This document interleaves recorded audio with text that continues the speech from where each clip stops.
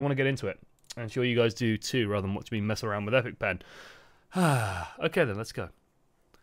Welcome to Overwatch, and welcome to another episode of Probing the Many. Today, we're going to be talking about Dallas versus Houston, the Texas Showdown, the Texas Derby.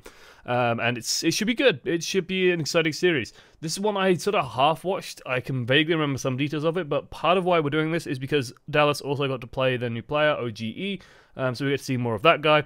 It's also like two teams are kind of rocky at the moment. Like, Dallas has been rocky for ages and has, you know, traditionally, consistently been very rocky. But Houston have had an interesting time this stage. Like, Houston should be doing better than they are, basically.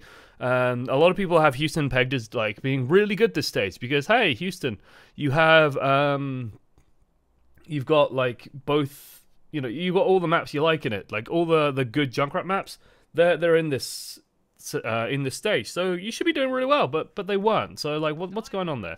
What's happening there? So, yeah, let's look at Dallas vs. Houston. There's Effect. Look, oh, he's a very serious man. It's actually interesting, like, Rascal elucidated a little bit on Effect, mentioning that, hey, Effect is like, he gets very vocal when he gets frustrated, and that's why he seems to, like, lash out at people. Now, there's actually one or two things. I'm actually going to pause on the screen. Oh, let's go back. Okay, let's pause on the screen. Look at all these handsome gentlemen. Okay. So, first things first, let's talk about one or two of the changes to this roster. Originally, Mickey was not meant to be playing.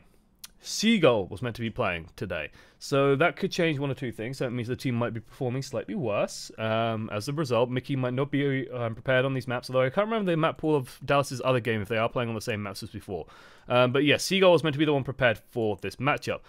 Chips was also not meant to be in this one. Unco was meant to be playing in this one, but Chips had to step in because Unco is feeling unwell. There seems to be a bit of a bug, as there always seems to be at the moment going around the Overwatch League. So that's why you see people constantly with like hand sanitizer, and it's like become a meme with like doing this. Oh, it's honestly a good idea if you are sick to have some hand sanitizer around. It's just good hygiene. If you're touching things, if you're touching other people as well, like, especially because these players, like, the first thing they do is they come in and like high-five tons of people. Like, the hand sanitizer really is kind of needed, and people shouldn't go, oh my god, the players are too good to touch people. Like, no, sod off. They need to keep their hands clean, and avoid touching people where possible. Okay, Outlaws versus Fuel. Let's jump forward. Semler and Hex. Welcome to like Semler and Hex have been doing a lot. Overwatch. Hey, Wooly, it's good to see you. Good to see you again, Wooly. Nice to have you back. I believe you were a sub before. I believe you were. So, Volskaya, Blizzard World, Ilios, and Route 66, I believe was the last one. Volskaya is a map that I quite like. Well, I like watching it. I don't like playing it. Watching it's an interesting thing. Volskaya, in my mind, is a map of decisiveness. Normally, like, a lot of poke play, and then very decisive play comes out of it afterwards. It makes it very interesting. So let's talk about 2CP in general while we sort of wait for this starting period, okay? So when you're dealing with 2CP, what you're looking at as a whole is 2CP is very reliant on that idea of the push, that single, unified, powerful push. You want that push to come in and deal a shitload of damage. You want to just win in a clean, single engagement. That's what you're really after.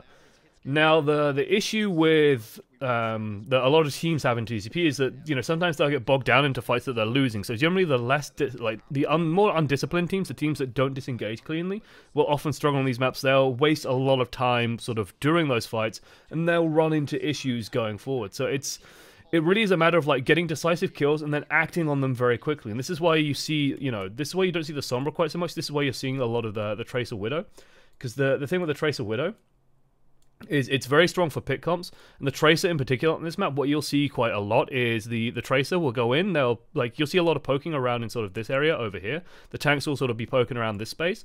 The Widows will be using long sight lines, so will the Zenyatas, so long sight lines, very important. But the Tracers will be building pulse bombs. The moment the Tracer has a pulse bomb, she'll generally go into the back, go into this room, and try and bomb the large health pack room over here, and try and sort of open that up. Try and get a couple of kills and blow things open for the team.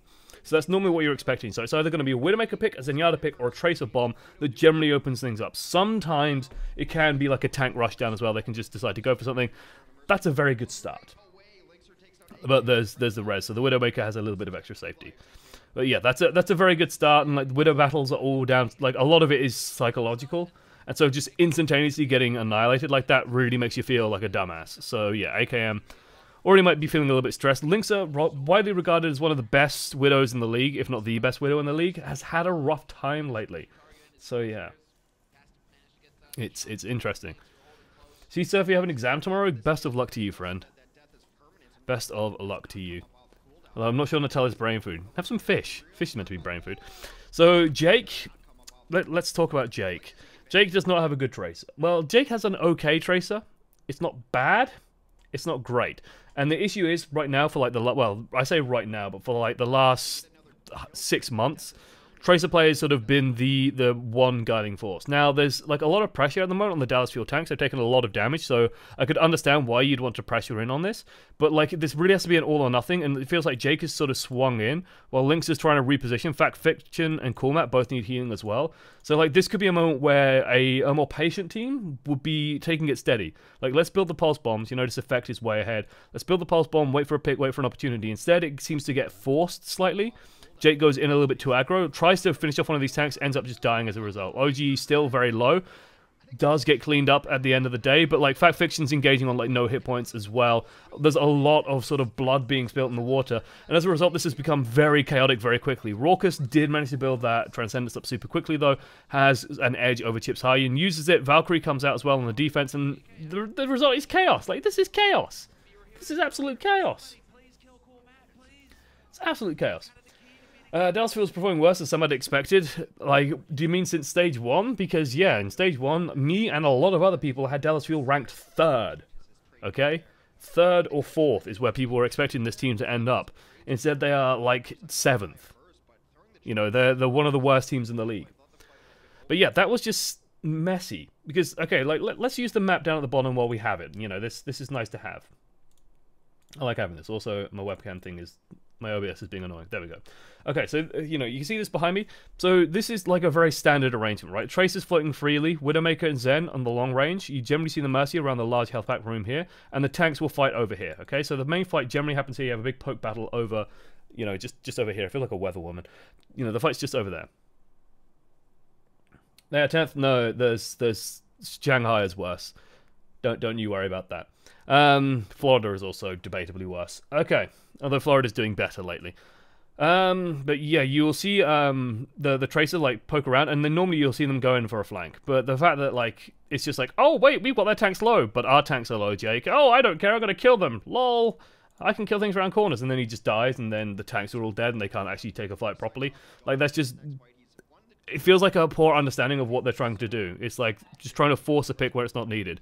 Infrasight is up and running, so they can try and get something done. Goes for the bomb, goes for the stick on AKM, of all things, but that does prompt the dive. There's a beautiful Transcend. It's very, very interesting to see the Trans come out a little bit late, but does cover the res. I mean, this, like, you know, I'm not the keenest on this bomb. I get that the Widowmaker is like an easy target to bomb, but you see he's sort of surveying the moment. He's like looking, okay. And there's a Mercy right there, and it's like, please just get the Mercy instead. Like, if you're going to go for a bomb on a riskier target like a Widowmaker, like, okay, yeah, she's in the funnel here, like, I suppose it is, I don't know. I don't like it when it's like, the pressure just isn't instantaneously on the Mercy. The reason why it should be on the Mercy is because you want to deny that res. If you try and bomb the Zen just ults, and he'll be fine, so you can't bomb Zen. If you bomb Mercy, though, you deny the res. If you don't bomb the Mercy, then the res comes through during the Transcendence, so they just cover it with the Trance. And then they're sort of back to square one. And they're fine. Chips takes a whole hunk of damage. There's the finishing blow, finally. Comes through, and now it's looking better for Houston. So the fight does end up going in their favor, which is okay. Raucous has almost built up another Trance, by the way. That is very much worth mentioning here. That in the time it's taken Chips to build one, Raucous has built 2 ultimates. Raucous is pretty good in my mind, by the way. I quite like Raucous. So yeah. Messy is what I'd say out of Houston. But it ends up working out regardless. I think I would like to see the bomb or the pressure go mostly onto the Mercy rather than the Widow. I don't think pressure in the Widow when you're going to dive in with 2 tanks anyway is going to be enough. So this is not where we normally see some changeovers, and you do see those changeovers coming through. AKM swaps to the Soldier. We've seen some teams favoring, on defense in particular, we've seen some teams favoring Genji more than Soldier. Just to play like a more dive style, so normally teams will hold, and they hold in sort of this area here. okay? The reason why is it gets them out of line of sight of the Widowmaker, so that they don't have to worry about an enemy Widowmaker, they don't have to worry about getting picked, and they don't have to worry about taking poke damage as the enemy team makes their way in. But then we will see teams like, it's generally either a McCree or a Genji. Sometimes a Sombra will also come out. Sometimes the Sombra will come out on the defense as well. The McCree seems to be the more universally useful one, but because Houston Outlaws like Linksa likes playing his Genji, you know, fine, go for it. Like, the options all kind of work, so hey. Again, can't play Genji? Yeah, that's fine. Like, playing Soldier is fine here. Playing Sombra would also be an option. Playing McCree would also work. I think Soldier's a fine choice. And I think with AKM Soldier, like, don't forget, AKM has a devastatingly good Soldier. So this could work out for him. They're going to go hard for it. Why not? You have the ultimates. Like, Houston Outlaws are actually in a really strong position here to just take this one in a very quick snowball. Goes for the bomb. Bomb doesn't land. Figures. It's a pulse bomb. They usually don't. This feels very, very tepid so far at Houston. There we go. There's the kills coming through. Like, there's something about this I don't like, which is that Houston, in this engagement, they've gone for the point. Okay? So they start the engagement. Banny activates the ult. Fight has started. Okay? So this is the moment when the fight starts. Now, what Houston are going to do is they're going to run in and they're going to take control of the point, which you think, you know, oh great, that's the objective. Yes, take control of the objective. The objective is what matters here. The thing with the objective is that one person can contest it. So all Dallas need to do is make sure one person is constantly on the point. If they burn out 2 support ultimates and the enemy team gets a 3rd, it's not the greatest. Like Houston, if they play super aggro here, have a chance to just win.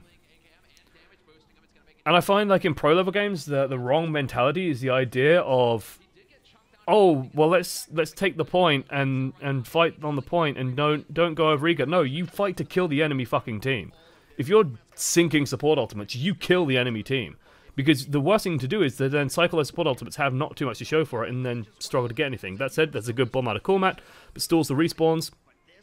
But now Dallas Fuel, their ultimate's starting to kick in. They can start making their way back to the point. Fat Fiction's in a rough position as well to try and stall in, to stall people or to knock people away. He's just sort of bouncing people around a bit, but not really killing anyone. And no, look, Dallas Fuel have regrouped and pushed their way back out. And done it without using Visor, without using Transcendence. That was more Houston's mistake, I would say, than Dallas's success. Like, Houston just didn't go aggro. They just, like, pushed onto the point, but most people just stood on the point. It's like, please just kill shit. Like, target calling might have been off. Like, you're playing a dive comp, full-on dive comp. Target calling has to be perfect. Go in, kill people, and then you take the point, because they can't fight you on it anymore. I'm going to need a quick slapper. I think Coke. My coffee's still too hot. Looks like they want to go for it, though. Mickey staying alive. Again, engaging with the Valkyrie, but there's the Visor, so you can't engage with Valkyrie. Mickey forced to cycle his mech there?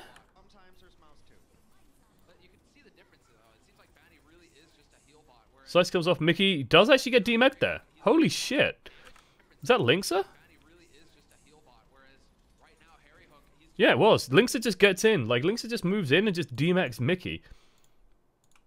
Mickey seemed rough lately, guys. Oh, come on. Ugh, there we go.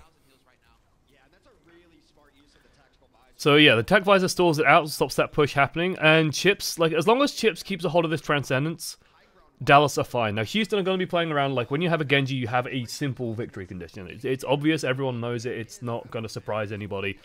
You force them to use Transcendence, and then the enemy team Dragon Blades. And you win, because Dragon Blade kills everyone, and great, you've done it. Congratulations. There are ways of stopping it. You can use Winston Primal Rages. If you are very talented, Winston's Primal Rage can actually deny the Dragon Blade. You can also do a lot of cool stuff with, you know, just Zenyatta can try and kill stuff, Soldier can try and kill stuff. Like, just killing the Genji is generally the way of doing it, but hey, it's difficult to do. And if the Genji starts getting 1 or 2 people, that's a big deal. So, a lot of pressure on Chip's high unit at the moment. That should be the sort of main focus at the moment for Houston Outlaws. I like the semi-aggressive posturing as well from Dallas.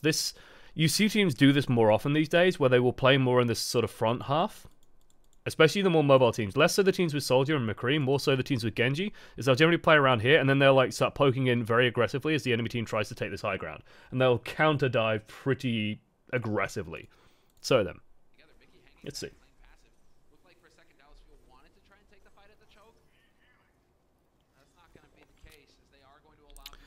Houston setting up by the time. Effect getting chased out, but Effect is fine.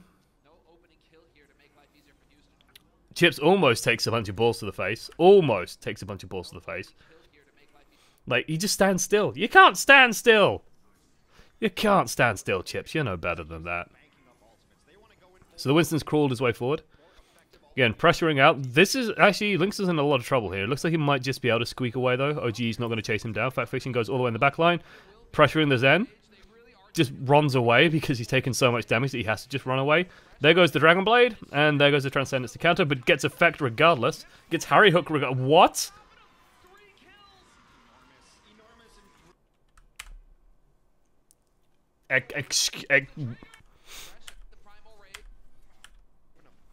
Okay, let's Diva Bomb goes in. Oh no. Fact Fiction bounces through, gets just instantly chased out. Good job, keeping the Zen safe, keeping the Zen alive. Lynx at Dragon Blades. It was Benny's damage boost. Damage boost still shouldn't cause this. Damage boost isn't enough to do this. It's good enough. So he's not even getting damage boost at this point. Oh wait, no, there it is. Healing, healing, healing. There's the damage boost. Okay, he gets Effect with a damage boost. Damage boost is 25% last I checked. Hopefully. So Dragon Blade swipes will be enough. Yes, will be enough to kill a Tracer. So that makes sense. Like, that much I get.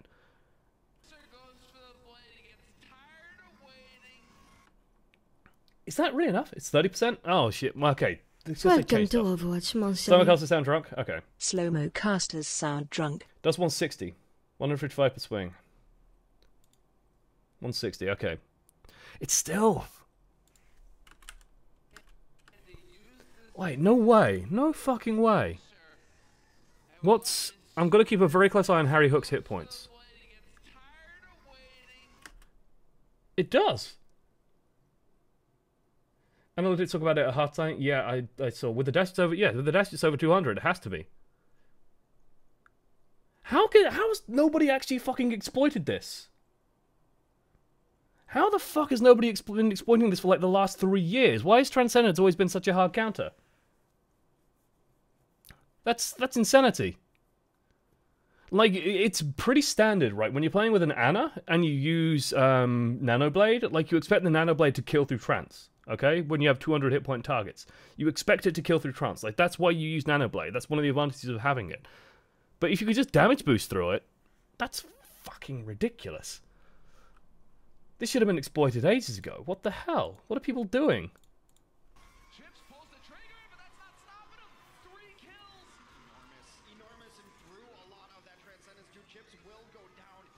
Why hasn't this been exploited more by people? I assume it's because Mercy's movement will be too difficult to keep up. You just said, like, the beam has a tether on it as well. Thought everyone knew that Nano Blade can overcome trance? Yes, people know that people know that Nano Blade can. Damage Amp Blade. I didn't think it could. I thought it just fell short.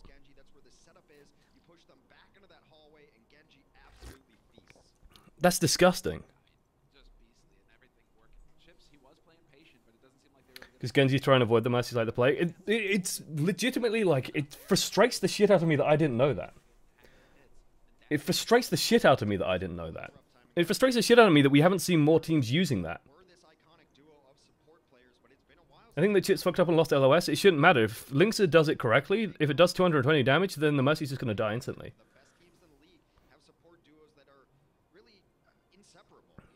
Like... Welcome to Overwatch, that's Monster. Disgusting. Thank you, Scouts, as well. Give this guy a give that guy his own hypes. Well, my mind is just fucking reeling. Because what the fuck? No, it literally the reason why it frustrates me.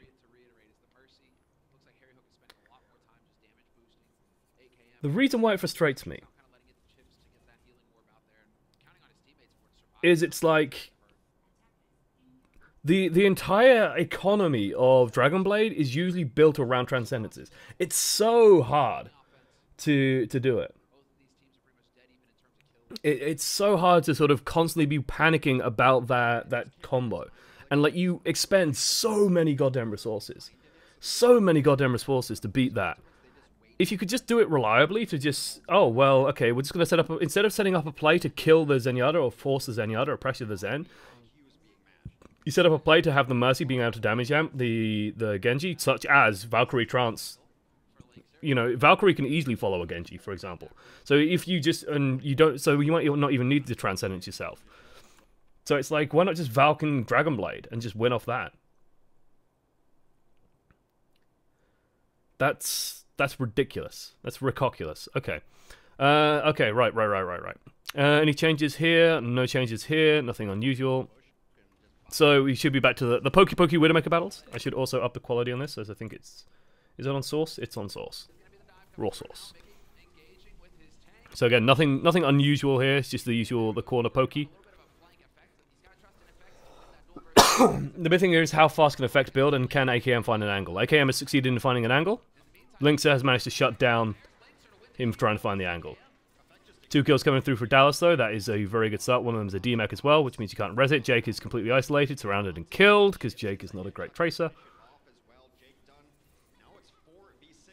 Coolmat at least manages to remech, but is just getting pressured out. Effect takes a shitload of damage, but will recall.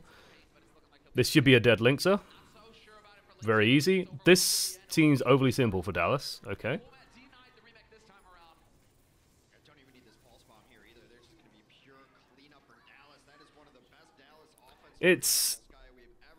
That was very, very straightforward. Part of it came off AKM just getting a good angle. Linksa manages to shut it down, but it felt like Houston's tanks were just a little bit out of position at times. And just get, like, the early DMAC on Coolmat cost them a lot. That and Jake not... Like, Jake trying to, like, 3v1 for a while. The disrespect. Oh my god, the disrespect. The absolute disrespect.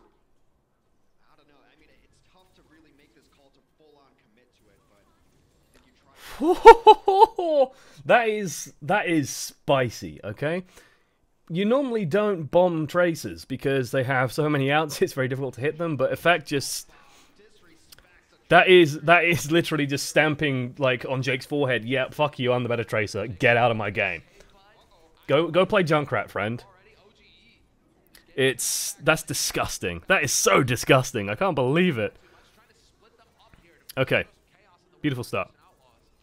Linksa in a lot of trouble. There's a beautiful stick from Jake, though. So this might be changing. This might be changing. This might not happen quite so often. Though they probably will still kill... No, not at this point. It's been healed up. Nice healing, actually. Very nicely done by Harry Hook so far, I think. But yeah, normally this is why you see Tracers blow tanks up. This is why you see Tracer getting nerfed, because he just annihilated a Winston. Barely thinking about it. And Chips is tranced. Oh, Chips. How the mighty have fallen. He used to be regarded as like the greatest Zenyatta in the game. This fight is done. Get out. Out, out, out, out. Good, Dallas, no. Dallas, no. Links are doing a good job building up the Dragon Blade nice and quickly as well. Chips hasn't got a trance, but apparently that doesn't matter. Yeah. It hurts watching Chips these days. Fex said he needs to see a doctor and he needs a pause. He feels like hunted by monsters. Who would you put in instead of Effect? What? I don't know. By Striker. Striker's a beast. Anyway, Effect is mad. Effects are mad about living. Effect is, yeah. Now people consider Tracer dead. I don't think anyone considers Tracer dead. I think dead is putting it very harshly. Like, it's still not that difficult to get 200 extra damage out, or set up a pulse bomb to kill, rather than just throwing the pulse bomb and getting a free kill.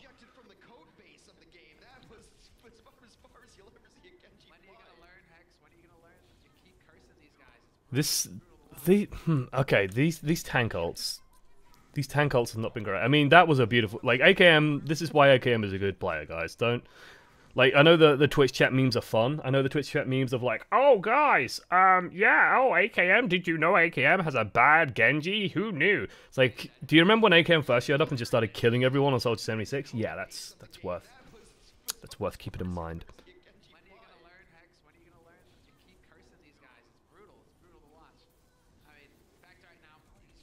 I have no idea what caused this ult to happen, but Fact Fiction's in a lot of trouble now.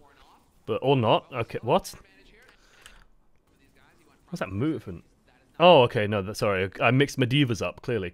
Cool Matt knocked him away. Okay, that makes a lot more sense. Okay, yes, Cool Matt did some peeling. Good. Links it with the save. Kill 2 people, it's probably good enough already. Just continues to pressure out. Interesting the choice that he's going for effect there, but hey. Should just be able to finish off these tanks pretty soon. There we go, Raucous for the kill. Dallas committed a lot to that fight. Still didn't really get much out of it. They still have the attack visor at least. Could get some results off that. Where's Muma? Taking a breather, I'm sure. There's a damage boost again? Yeah, I mean, he doesn't need it at this point. Like, you just get the kills, so... it might make it a little bit easier, I suppose, especially with a Valkyrie flying around, but yeah, that's... It's worth keeping an eye. Like, Valkyrie plus Dragonblade seems really strong, because that will solve the mobility issues of the Mercy, and the survivability issues as well for the Mercy. So Valkyrie Blade, good combo. That's a good pick. No res available. Chips Hylian already under pressure. Jake doing his job. Jake really doing his job, apparently. I think that's just a dive on the front line while we were watching Effect. Twitch tours, lol. Yeah, so this is standard, okay? Like, this is pretty typical out of Volskaya defenses. When the team will normally hold in this space, so the enemy team starts setting up over here, team dives in, kills. Tracer actually can get it. There's a pathway for Tracer. You see this little ledge here? You can actually jump on top of this thing, blink over to this, and then hop up. So Tracer can actually get onto this. Otherwise, it feels very fiddly. It's good to know that one. Jake just won the fight by himself. How does he get in there and just murder both supports? Yeah, How to Win a Defense 101 by Professor Jake right there. You kill both supports. We're going to see the replay right now. I mean, people were saying that Sombra was going to take over the game entirely, and that didn't manifest. So, yeah. Like, I've learned through experience that pro players can sometimes be very knee-jerky, and not have unrealistic expectations of changes. So, I want to see what happens with the Tracer, rather than, like, speculate that, oh yeah, she's just dead! Oh my god, this nerf is too much! She'll still build pulse bombs like crazy, and 200 damage doesn't seem unreasonable. I like this aggression out of Houston. I like the fact that they're also pressuring AKM off, so AKM can't get anything done. The harder they make it for AKM, the better, and like, that just seems like OG fucking up as well. I mean, he's got his ultimate. It's like, what happens to you, OG? Where do you go? Where do you come from? Where do you go? What do you happen? Where do you come from, OG Joe? He just gets bounced right out. It's like he wanted to make an aggressive play, but no one was in position to do so, and so he just bounced out and died. It's almost like Dallas Fuel lacked clear shot calling and clear, like, grouping. It's not 200 damage, it's 300. No, Oliver back? Okay, let's do a little bit of maths. Quick maths. Some nice quick maths. 500 rather, minus 300 is how much? I'll give you a moment. It's oftentimes 200. There you go.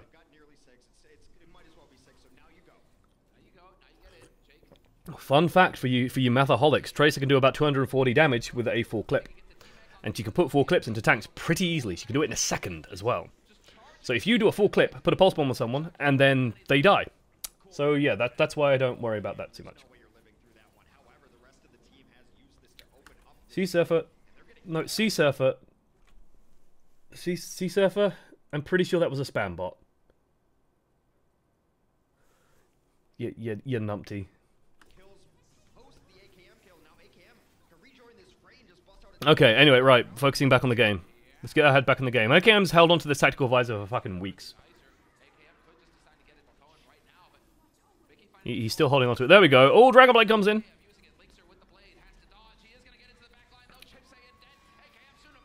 Jesus. Okay, that was crazy. That was absolutely crazy. So, lots going on. Lots and lots going on. Right?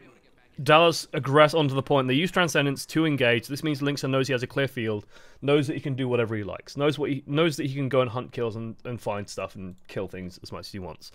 But AKM's been waiting and been holding on to this, sort of playing in this space here. You'll normally see McCree's will generally play him like more around here. But he's just been waiting. He's been biding his time because he knows that Tac Visor technically counters Dragon Blade. Makes it very difficult for Dragon Blade to do something, especially if you want to play it with the Valkyrie. Banny Valks. AKM responds by activating the visor. Banny wants to come out and do stuff. You notice that Banny is just instantly going to run away and hide. Has to do so. Cool Matt manages to get one with his bomb as well as they create a little bit of space. The bomb opens up the pathway for Linksa to just go in on that backline. Twitch player, please. Manages to get chips. Almost gets rid of AKM, but AKM barely survives. OGE comes back and peels for him. No, it used to do 400 damage, not 500. No, I know Oliver back. I know, it does 400 damage, but 100 damage is ridiculously easy for Tracer to do. You're the best man. Keep more streaming and more content. Thank you so much. And thanks for hanging around. Thanks for being with us. AKM, rocking it out with the rockets. I love it. Chips are swapped to Sombra. Sometimes you'll see teams do this. Again, Sombra has like one of the fastest rollouts, and because Chips can't do a boombox, playing Soldier instead, Sombra has a really quick rollout. Zen has one of the slowest rollouts in the game, so if you think there's a chance that you can win this fight, then swapping to Sombra isn't a bad idea. Doomfist is also on the cards as well. I think Sombra might be slightly faster over longer distances, but we'll see. So he just wants to get back faster. I mean, I would say like Lucio might be more useful, to be honest, but it also you feel like a badass if you roll in on the Sombra, I'm sure. This is a really good situation for Dallas. Because the stall, like, if you end up in this situation, as Dallas, where they have to use Transcendence when it's just like 1 or 2 people on the point, this is a really good moment. Because you really outnumber them, and they can't convert this Transcendence into any kills, so the Transcendence ends and just everyone dies straight away. Do you agree with the changes to the pulse bomb damage instead of the most requested nerf to the charge rate? I think it's an interesting decision. Both are valid. I think that it's a... I think it's a more fun decision overall, if that makes sense.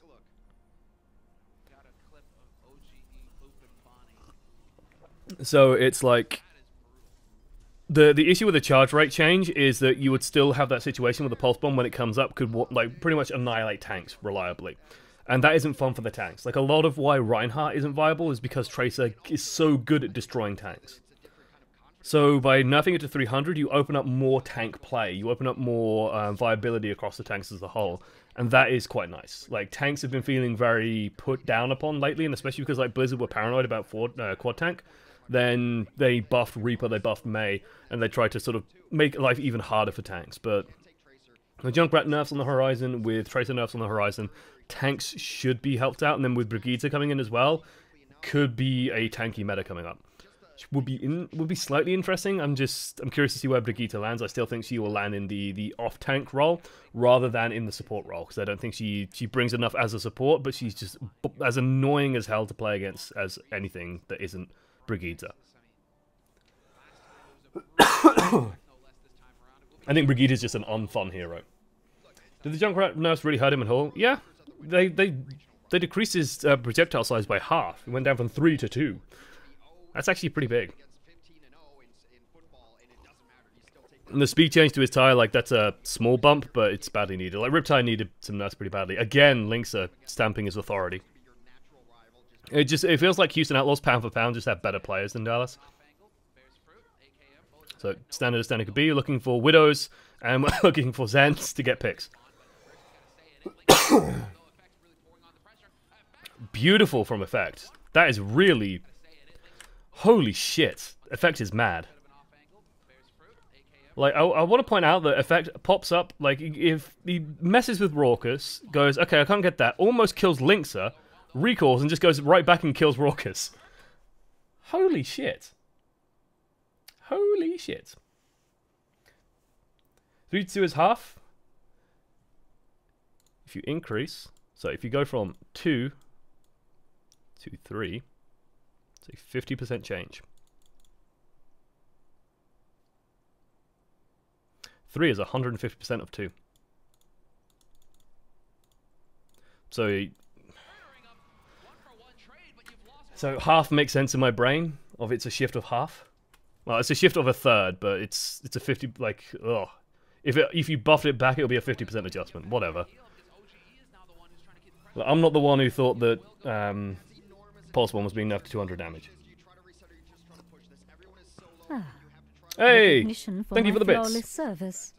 Thanks for all your hard work and wonderful tips. It's held a lot. It's held a lot indeed. I don't know if the bits offer is still up and running, by the way, so if you do have Twitch Prime, it might be worth checking if you can buy a bunch of bits cheap. You can give them to the Overwatch League, get yourself some much, you can give them to me. Oh, that'd be very generous. How kind of you. But yeah, just it's worth noting if you have Twitch Prime, absolutely use that, because it's like $4 for free, basically. You get some emotes out of Overwatch League, for example. Not a bad idea. And then maybe you can give some to me. Maybe, as I desperately beg. Okay. This has been a really slow push out of Dallas. Like, it feels like Lynx, like...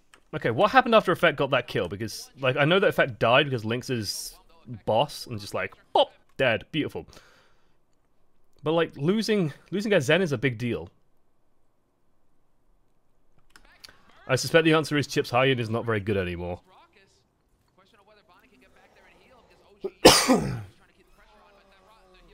Okay, yeah, getting the kill on Chips is a big deal. And Banny managed to get the res, and now they can't get a res. Okay. The answer is Lynxer is fucking incredible. I think.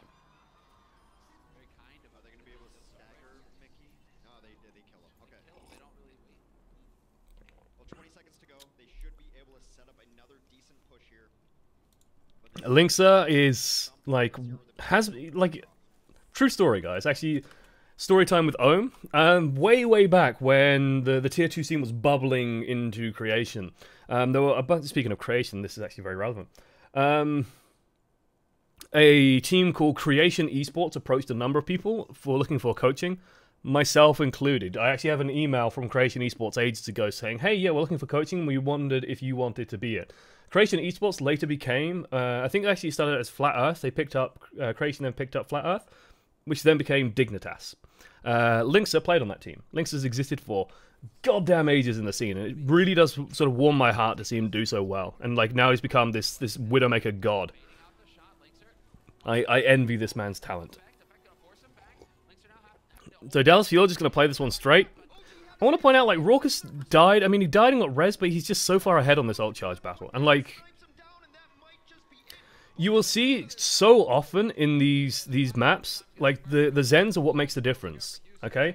You cannot have a dodgy Zen player, and I know that it should have been Unko playing in this game, but having... Whoa, Jesus, that green just destroyed me. Excuse me, this cough is, like, doing weird things to my throat. Not having that, A, the damage, would be the transcendences, is just huge. It's just huge. It's so frustrating.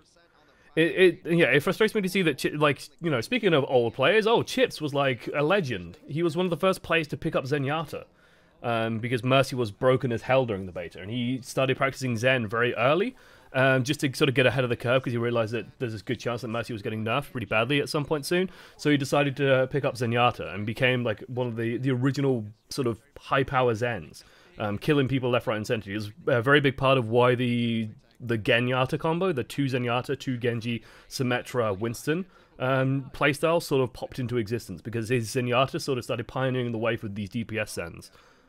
So yeah, it was kind of weird. Do you think they'll give Brigitte the Sombra treatment because they wanted to be a support and not an off-tank? I hope they do. I'd rather see her support side emphasized more than her tankiness side. I kind of miss Bromas. You used to play with Dignitas and Lynxer? Yes, Bromas was a... Yes, you are correct. Bromas, the issue with Bromas was Bromas could only play Soldier 76, and Soldier 76 got nerfed. And so he just completely stopped being relevant. And was really causing problems, I think, for the team for a long time. Because he's just trying to force Soldier, and they kept losing because of it. Because he couldn't play McCree. You know, I think Artia might have played on the same team, but I think Artia literally got removed from the team by Bromas, if I remember some of the drama right. I think that's what happened. It was a long time ago. But yeah, that's such a waste. Hey, 69, I see the 69 bits, but there's a threshold of 100. I'm sorry. I asked for at least $1 to interrupt my streams, but thank you, Clownok. I did spot it, at least. This is a risky jump that I think if Lynxer was playing against like Fleda or playing against like Fleda, Birdring, name a good Widow, non-AKM Widow, he wouldn't go for this because this is such a ballsy jump, okay? Widow is just so... Excuse me. Talking about Widowmaker gets me excited. Hey, Overpowered Ginger, thank you. Carpe, yeah, Did Carpe, somebody beautiful. say stream interruption? Very nicely done. Okay, this kind of jump, normally when you do Widow jumps, let's say you have some terrain like this, and Widowmaker's down here, okay? This is Widowmaker. Okay, let's do it more accurately. That's Widowmaker. Now everyone knows, and you've got a ponytail as well. Okay, so this is Widowmaker, and the enemy Widowmaker is like over here. Okay, and we've got to be accurate to both of them. There we go. There's the booty and like ponytail this way. Right, and there's this wall in the way here. A normal, good, solid Widowmaker jump involves like grappling here, and you use the arc of the wall, and then you pop up here, and then you take your shot as you sort of come over the wall and come over. This is a very different grapple, though, because it's like on the side here, and you're just out in the open pretty consistently throughout the jump. So as you go up, your arc is very, very visible. And so if you notice, like, how people play on Ruins, for example, hey, just a bit gonzo as well. So the Twitch Prime offer is still around. Turns out the Twitch Prime offer is still around. Shilling As works. you mentioned it's yours. Thanks for, it's basically a coffee, well, it's more than a coffee, it's like 2 coffees. And I love my coffees, so thank you so much. Okay. So yeah, normally you don't see these Widow jumps out in the open. If you are a Widow player, this is very worth keeping in mind. Like, don't do these grapple jumps like this one, because if you've ever played in like those headshot only Widowmaker modes, you know that the Widowmaker is like just doing this in the air, like doing the really, really big, long, sweeping jumps. You start nailing them after a while. Like, it's so easy. Very risky jump. Very risky jump. But I think it just speaks to Lynx's confidence that he thinks that, you know, oh, I've got AKM's number here. Like, I have AKM completely on the back foot, so I can do this. A lot of interference on the tanks, in between the tanks and the shots, but Lynx gets down. Should be a res for him. There it is. So, you know, this is the value of that Widow, is that you can play around this. Okay, Pulse Bomb's built up for Jake before effect. This is...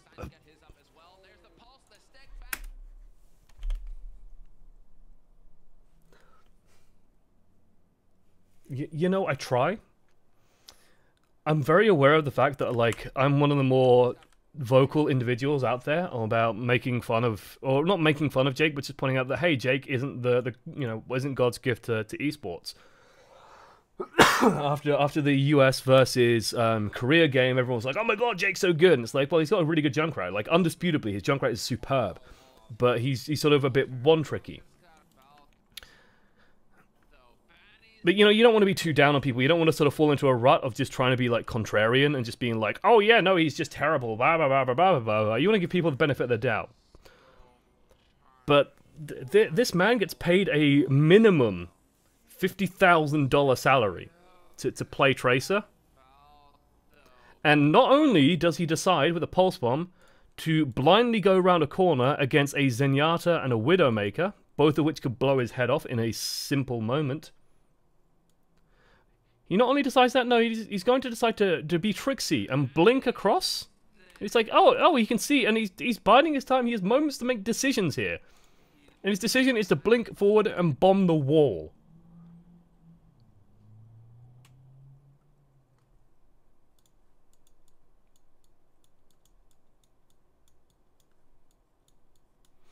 $50,000 minimum salary, guys. Overwatch League. This are you this good?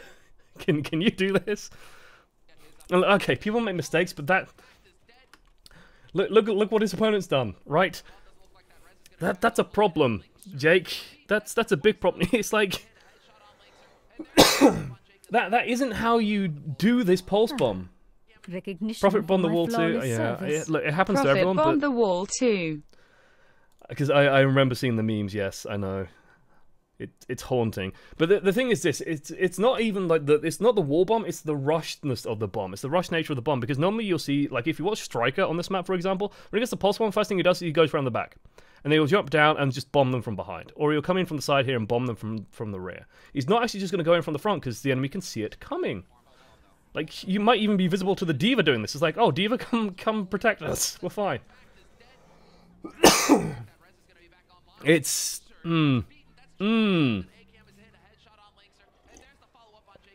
That's rough.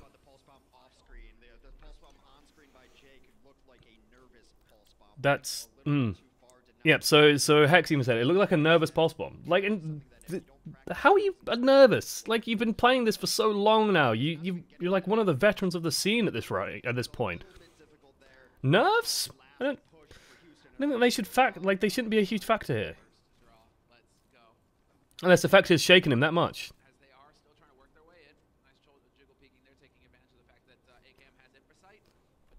Very, very unusual out of AKM. Very, very bizarrely defensive. It's like he's got Infrasight, he's just trying to find the shots.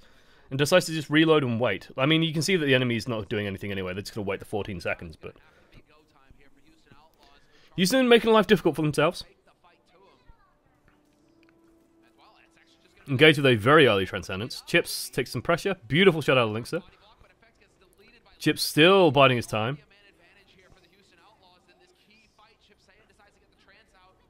This should be converted into a res. What is Harry Hook doing? That res might have just been enough.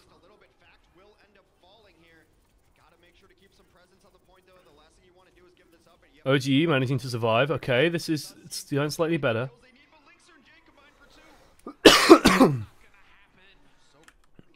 And they kind of C9. There's a very unusual moment here with the Dallas supports. Like, I'm fine with the damage out Widow. Then it's like Chips is in trouble. Okay, they're biding the time. They want to wait as long as possible to activate the Transcendence so they can convert it into kills. To be fair, Jake did improve his Tracer. I don't know, to be honest. Welcome to Overwatch. He's always been okay. Hey, Zuby, thank you so much. Give that man some home hypes. Give that man 16 of them, in fact. I command it. 16 home hypes. Go. Chat. Chop chop. Beautiful. The thing that concerns me here is, like, Harry just spends ages, like, boosting Chips. It's like, that's not the... What? Harry, you can stop boosting the Zen. You can stop boosting the Zen. He's fine. He's okay. And the difference there, the reason why I highlight that is because I think Effect was dead at the time. And, like, you could have used that time, you could have basically used this Transcendence to ferry Harry Hook over, res Effect, and have a 6 versus 6 again. Because if, on paper, in theory, if Houston Outlaws get a res and Dallas don't, then Houston are playing with a man up. And that's a nice little advantage, right? Luckily, OGE, like, does a good job surviving here. Or he just isn't finished off, I guess. Linkster eventually gets to him. And then Outlaws kind of forget to step on the point. What? That... I would not be happy with that on either side, to be honest. It was just riddled with errors, and it was just riddled with kind of sloppy mistakes. Oh, Jesus. Houston Outlaws just destroyed... Ooh, God. Stay away from Houston. Stay away from the green. Wow. Wow, that's a picture. Yeah, sloppy. I had the pleasure, before doing this, I had the distinct pleasure of preparing a video for Stylosa. I produced a Prover analyze for him covering Boston and Seoul, right? Because Boston and Seoul are undefeated on Volskaya. It's like you want to go to the best, right? And those guys are the best on Volskaya. So let's I went to those guys and looked at those. And what I saw was some very, very clean Volskaya out of both of them. Seoul were a bit messier, but like Boston, my God, they played it crisp. They played very crisp Volskaya.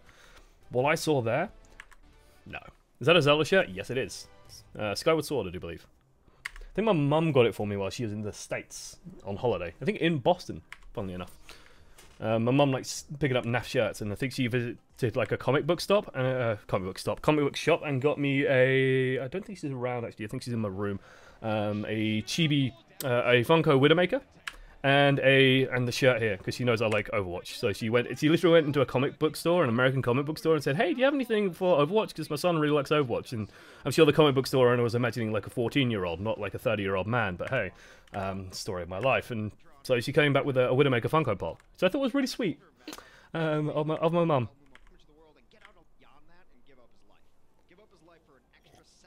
Sounds like a good mum. My mum is wonderful, and she sometimes watches, but she gets very angry about my swearing. I swear quite a lot. I sometimes get messages. I get emails saying, "Josh, stop swearing," and I say fucking no, because I'm 30 and I was raised in Holland, and in Holland people swear, so I just swear quite naturally. It's just how I am. I'm sorry. Prepare for Dallas to set the record for both the best and the worst offense on the same map. Okay. Did you eat all the mints? No, actually. I think I still have them. Yeah, I do. My mum also got me. I don't know how well these are going to show up. Yeah, they don't show up super well. Believe me, and it's sort of being reflected off because it's like yellow, so it's getting eaten by the green screen. They're anti-swearing mints, but it says on the back that they don't actually sell swearing. So, you speak Dutch? Hoe gaat het? Hoe gaat het, jongen? No, is the answer. Goedemorgen. Like, I lived in Holland for 7 years, and no, I don't. Hoi hoi, yeah. When I lived in Holland, if you're Dutch, you might be familiar with yeah, it's called like Wat gebeurt. Like ours around when Wat gebeurt was big. That's when I lived in Holland. So yeah, well, I was actually, well, yes, I did. I lived there for a while. I'm from the Netherlands. I couldn't tell Dutch E91. Quite subtle on that. Right, beautiful. Let's look at team comps, okay? Because Blizzard World like still has a lot of unknowns. Like Blizzard World is still kind of all over the place. So yeah. I'm moving to Holland on Wednesday. It's a lovely country. Very boring. Like very, very flat and very boring. Be prepared for every road trip to be extraordinarily dull. But the people are lovely. They all speak English. Well, the younger generation all speaks English. And yeah, they're super friendly, super polite. So yeah, the Dutch are really nice. Okay. 10 out of 10 would live there again. Right. Team comps. No surprises out of Dallas Fuel. I think AKM playing Soldier, they're going to be holding quite far back by the looks of things. Pretty standard stuff. No Sombras coming out as well. Sometimes you'll see teams running McCree to sort of counteract a Sombra that they imagine, but no shocks out of Houston Outlaws as well. I think you have like one of the best Widows in the league. You play Widow. So I actually really like this choice. I think this is a really good choice out of them. AKM's not on Genji. Thank God. He shouldn't play Genji. And look, hey, Muma's back, guys. A little bit of pressure on effects. It's quite nice. Actually, this is interesting. This I find is quite worth pointing out. Effect literally gets like double teamed here. Like 2 people go in on him, so they rustle him out of the high ground here. Notice that Effect comes away with more percentage yacht charge. I guess in Jake's defense, like Effect could try and shoot at the Winston, but yeah. Maybe AKM can train to be a decent Genji. Maybe. Like I think Dallas just need. I heard rumors that Dallas, like a lot of the purchasing decisions on Dallas are like being made by people not Kai or not Overwatch coaches. They were just like buying DPS players and stuff. With New Mercy, we will stop seeing Widow. With New Mercy, have I forgotten something? I don't believe Mercy's changing all that much, if at all. Have I forgotten a patch? Beautiful. Jesus, Linkser. Compared to stage 1? No. Like, the combination still works. In fact, Mercy is... Oh, Jesus Christ. So in my notes, I really only have, for Houston, Linkser hard carry about this map. In my notes, I literally only have Linkser hard carries. I mean... Like, this, guys... This is what I like to see, and this is what gives me hope. This is what gives me hope for Overwatch as an esport. Because sometimes people say, oh, Overwatch, you know, the skill ceilings on it are quite low. It's quite hard to have an individual impact in Overwatch. And I agree with the sentiment. It's a difficult game to have like a breakout performance. But sometimes you will see performances like Pine, like Linkser, like Fleder, like Birdring, like Jonak, like Gesture. Not Gesture. Excuse me, like Fisher. Where they will just do something like this.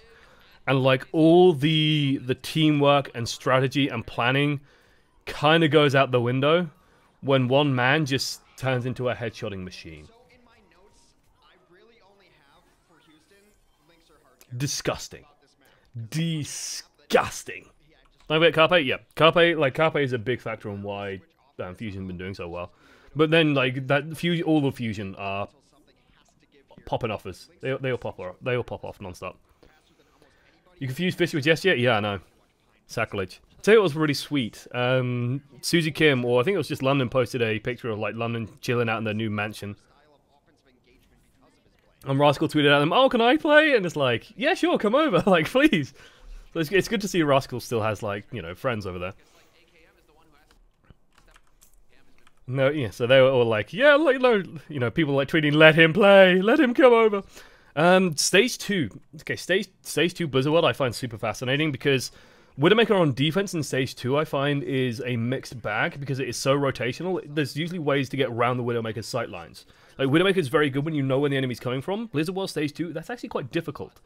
So it really does come down to, like, what the preferences of the team are. And it surprises me slightly to see AKM move off the soldier, moving on to that Widowmaker. I think in Houston's case, if they are going to run a Widowmaker, you probably want a Widow of your own. If not, you want a Genji, and AKM can't play Genji, they go for the Widow instead. So, yeah. What do you think of Architect? Very strong performances so far, overall. I half-watched Shock vs. Fusion, if I remember correctly. Yeah, I'm not confusing anyone. I'm bad with names, guys. I might mix people up every now and then. But yeah, I think it's... I think he's had solid performances so far. I need to go back and watch Shock vs. Fusion, because I only half-watched it, and I sort of looked back over and went, what? That's the result? Really? So yeah. You think London will take Rascal back? No. Okay. I don't say that out of, like, spite or meanness. I say that out of, like, they don't need him. Which is kind of an uncomfortable reality. Playing against Carpe, I've never seen Carpe so pressured. That could be how you beat Fusion.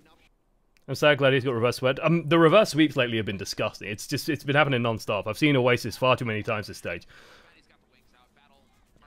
So in my mind, a lot of this stage now will come down to the Tracers and come down to the Widowmakers. Now, luckily, Dallas have one of the best Tracers around, and luckily, Houston have one of the best Widowmakers around. So maybe they cancel each other out.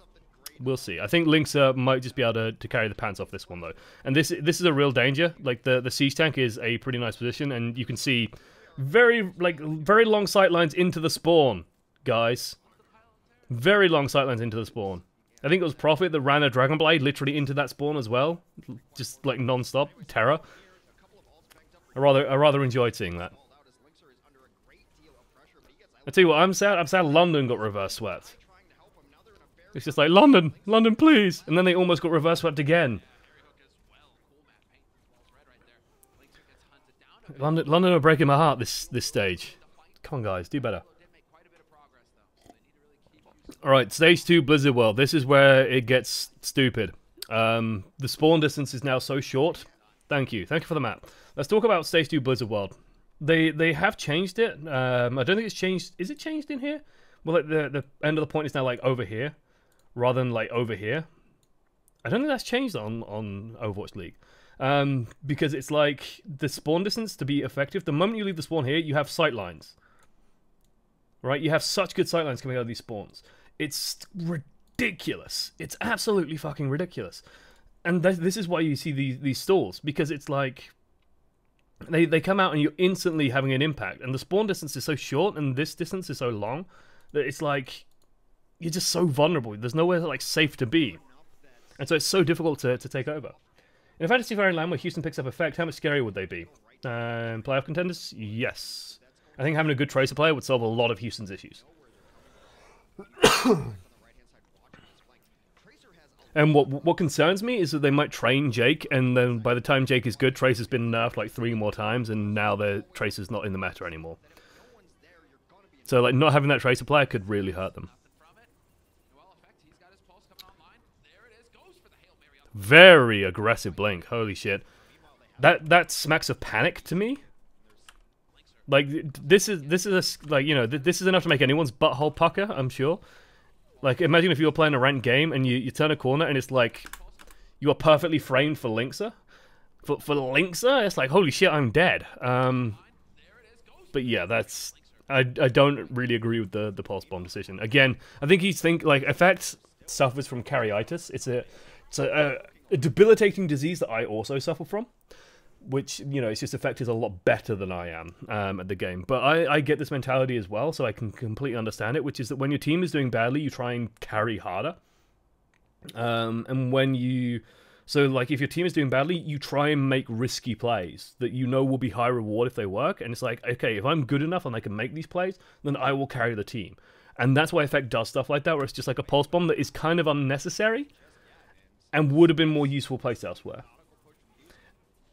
And it's actually a really dangerous habit. because you actually start playing worse because you're taking more risks and you start losing. You basically start feeding, and then your team tilts because they think you're a goddamn idiot, and it really reflects badly on you. So if you do have that habit, if you're like me and you have that habit, try and nix it. Try and fix that one. But yeah, welcome to Blizzard World. Second point. This is where fun comes to die, where we just all end up standing over here for a while.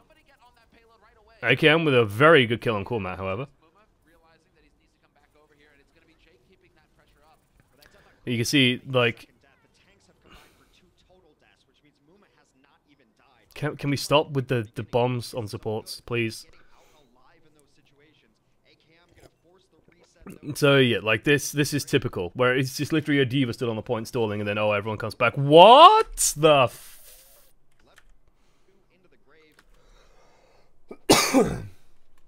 Okay, no, it makes a little bit of sense with Muma getting OGE. Welcome to and it's like, okay, Overwatch, let's engage super hard. Hey, Boyga 84, stream bab, give that man his 9 ohm hypes as well. You've heard me, chat. 9 ohm hypes, go. I'll be counting. No, I won't. Right.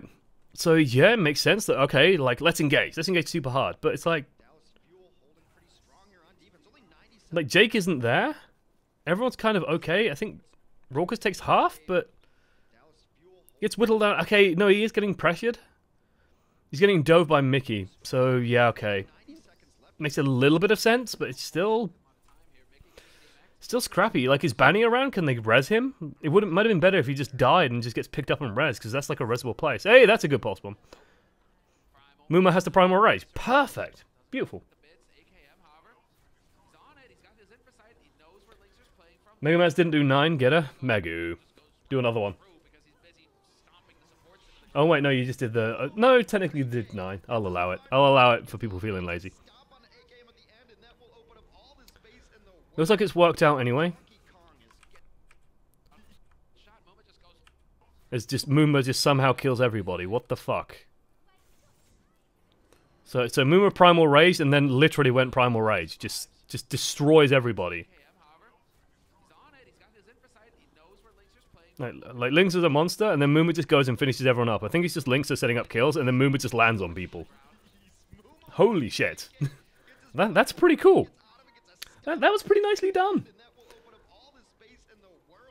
I just felt like Muma just jumped around Goomba stomping people. Like, Lynx just puts bullets on them and then Muma just lands on them. Good combo. Seems effective. AKM swapping to the McCree. Not unsurprising. Much more closed, much more mid-range in here. Especially on the defense, you don't have access to the high ground quite so much, so Soldier might not be quite as good. Usually expecting some kind of results out of the McCree. Widowmaker tends to drop off slightly here. That's part of why. That mid-range is a little bit more dangerous for her. A couple more threats just floating around to be causing problems. Houston in an okay position, but Dallas have an ace in their sleeve. They need to just get out there, use the trance, and then get a kill. Why is OG dead?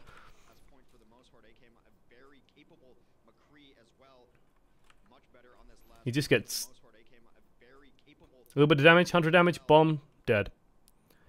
Nowhere near his supports, just caught out on his own by a pulse bomb. Sloppy. Sloppy. What are Dallas doing? This is so uncoordinated. Oh god, this is so frustrating. This is where, like, this is where Custer was good, guys. Because this is where you need someone saying, okay, guys, we'll regroup and we'll push out, use my Transcendence, and kill them all. Instead, you have, like, Mickey making a play, like, he drops the bomb on the point and they just fucking kill him, because it's just a diva on their own. And then the Transcendence comes out, but Mickey's already dead. And, like, they've lost a lot of pressure already, and now they can't convert this into kills, because a third of their team is dead. It's just sloppy. It's just sloppy. It's where your sort of hands are. Oh god, people will it. Like, yeah, no, I can see it. Yeah, sure, you spam stuff.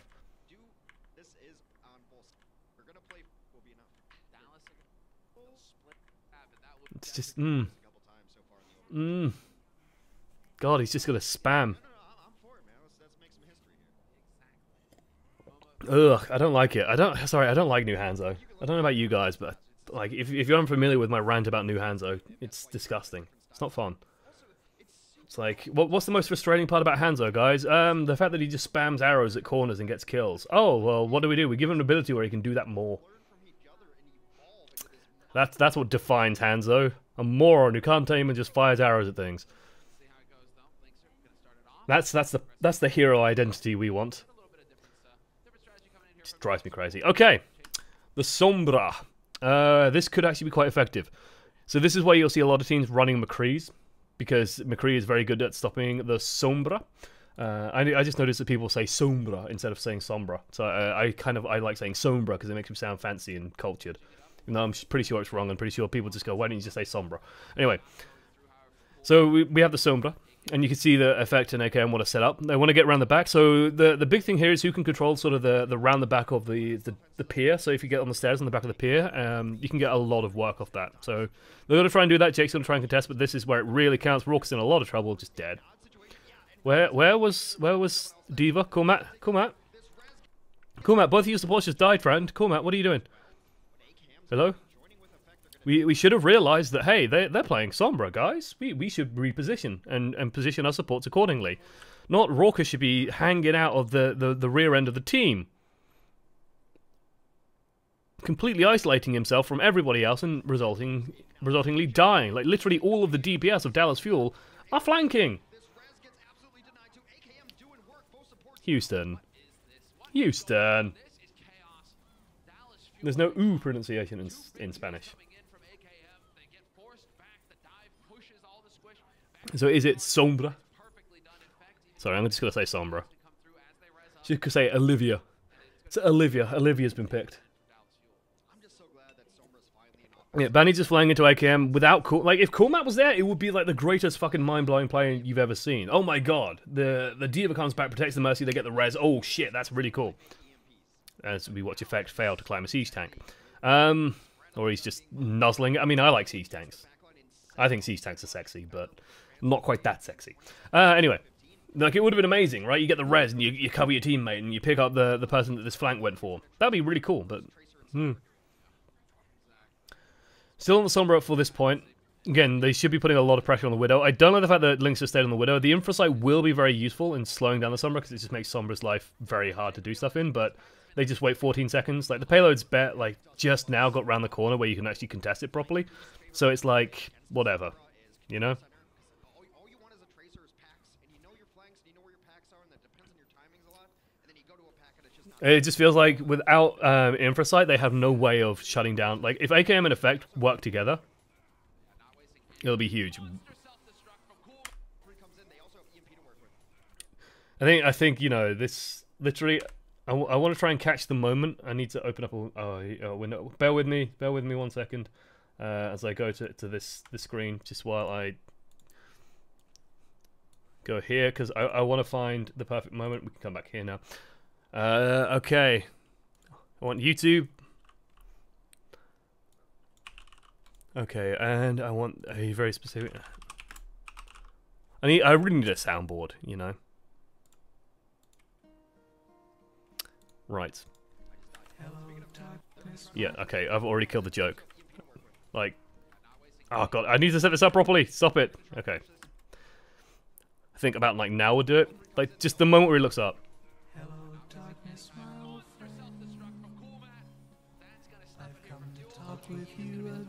Like, it hurts, guys. Like, he just looks up as he drops down and just, like, goes, oh, shit. Oh, I fucked up. I think he was spamming bubble, but didn't go out fast enough. He said, please, please. Yeah, no, that's rough. Like, he just looks up as he's dropping down and just goes, oh, shit. I think I've done a mistake. Yeah. Bad. Beautiful place where that bomb ends, actually. Just you know, just to appreciate some art. Literally in front of the area where people also hide. Beautifully placed. They do res, but OG should just bounce out. Luckily he is a Winston, so he can just bounce out. Actually, did Harry Valk to get the res? Yes, he did, okay. I was worried that Harry Hook activated Valk afterwards.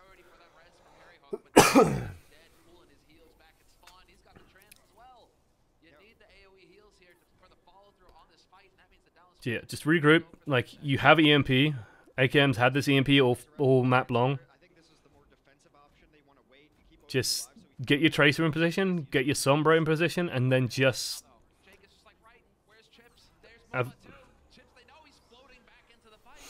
Okay. The one thing that annoys me is, A, just like de-stealthing in front of the... Like, we've actually seen... We've actually seen some Sombras do this really cleverly, where they'll de-stealth in front of someone like a Zen. Zen's nice foot here. Nice action shot of Zen. And you'll see the Sombra de-stealth, and I think in this moment, this would have been a better play, where you just de-stealth and you don't do anything. You just try and shoot. Because if you're doing it like right in front of the Zen, and he trances, then, you know, that sucks. I mean, it's an okay trade, like trading EMP for trance, okay, fair enough. But just popping up and going, hello, ooh, I could EMP, I could EMP, do you want to do something about it? Ooh, I'm scary, ooh, you don't know what's going to happen, like, could be really good. Banny also ulted, well, Banny did also ult as well. I guess Banny heard the EMP and just reacted to it. I don't think you did get hacked there, Hex. Happens. Oh! Oh gosh. Oh. You want to hit like a donk noise. Bonk. Just fuck.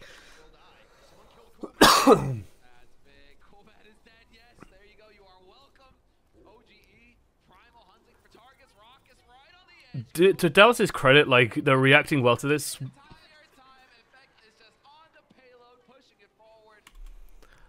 So I need to do another bit, I'm sorry.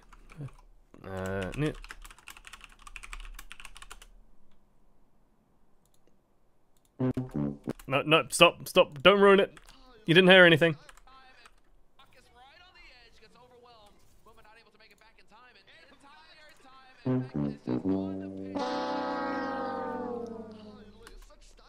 I mean, like, okay, being fair, Dallas Fuel played this very well.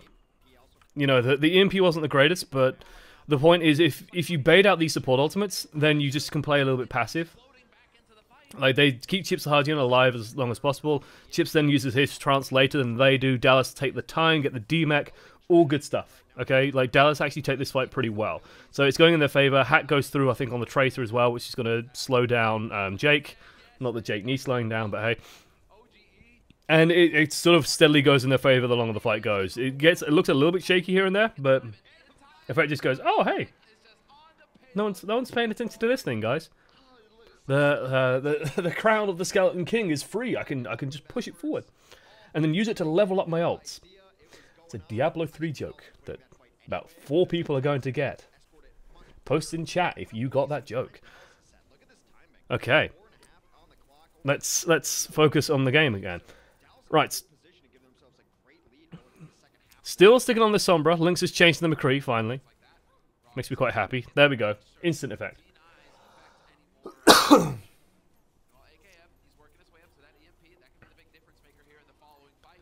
Nice amounts of pressure so far. Like, Houston just... They need a solid regroup. Gonna go a little bit more aggro. Jake. Like, guys... Like, this is a good start for Houston, and it's like, Houston, just take it, you know, slow it down a little bit. I didn't get it. So in Diablo 3, the Oryx Crown is an item that lets you, I think it's what you put in there, it's like a socketed item that you can put a gem in, and one of the gems gives you extra experience points. And so if you socket an extra experience point gem into the helmet, you can use it to boost characters super fast. It's very useful. Okay.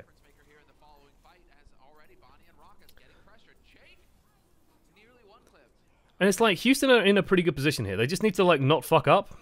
And, like, they could probably use the ult here. And it's like, Jake is playing super aggro for some reason at this point. It's like, Jake, calm down. Now's not the time for aggro. The more you know. Yes, I've explained the joke, and therefore it is now funny. That's how comedy works.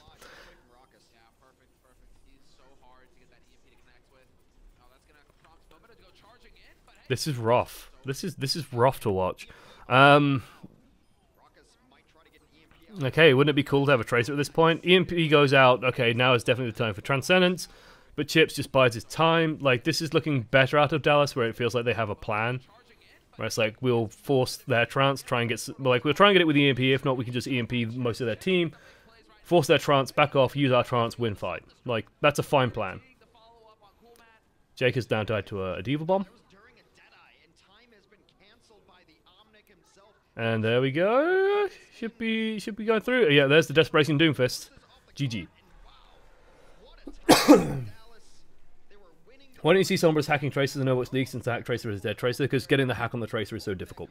She can blink out of line of sight, she can do damage to you. Like, there's too many ways to stop it, so it's just very difficult. Unless you get, like, a line of sight surprise on them.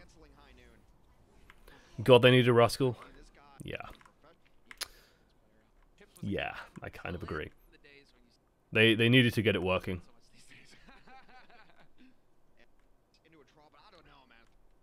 But I think Dallas as a whole is, like... Dallas need to just... In my mind, Dallas, when stage... not stage 2, season... Well, actually, maybe even when stage 4 comes around. Like, I would just trade a shitload of players out, get a bunch of new players in, and then go from there. Is line of sight surprise a kind of dessert? Yes. So Mickey scouting with the Diva. No surprise, Houston going to be playing the Widow. AKM going to be trying the defensive Sombra. The defensive Sombra.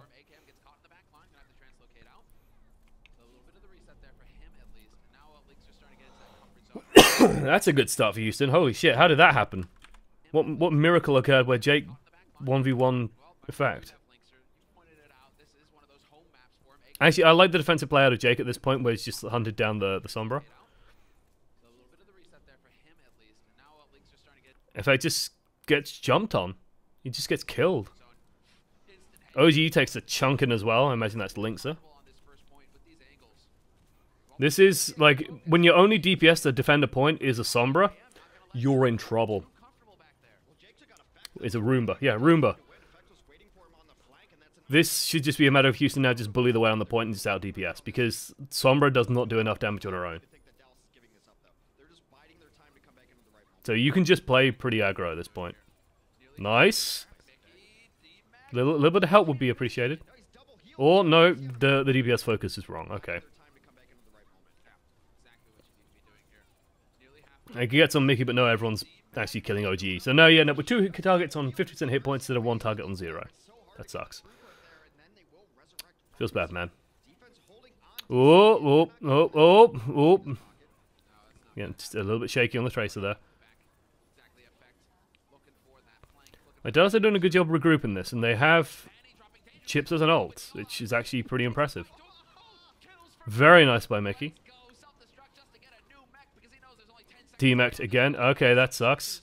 That really sucks. Houston have to take this fight now, though. Cool Matt touches. Linkser's gonna die. This is bad for Houston. Houston should be done here. I think I remember the result of this game, though, and I think I'm about to be sorely disappointed. Not at this moment, but I'm going to be sorely disappointed in the fact that I can see that there's 3 minutes and 35 seconds on the clock. Who are the weak links that you would drop and who would you bring in? I'd definitely get rid of Chips. I think that Chips his time is done. At least in Overwatch League. And I think like booting him out of Overwatch League might give him the impetus to get rid of. So yeah.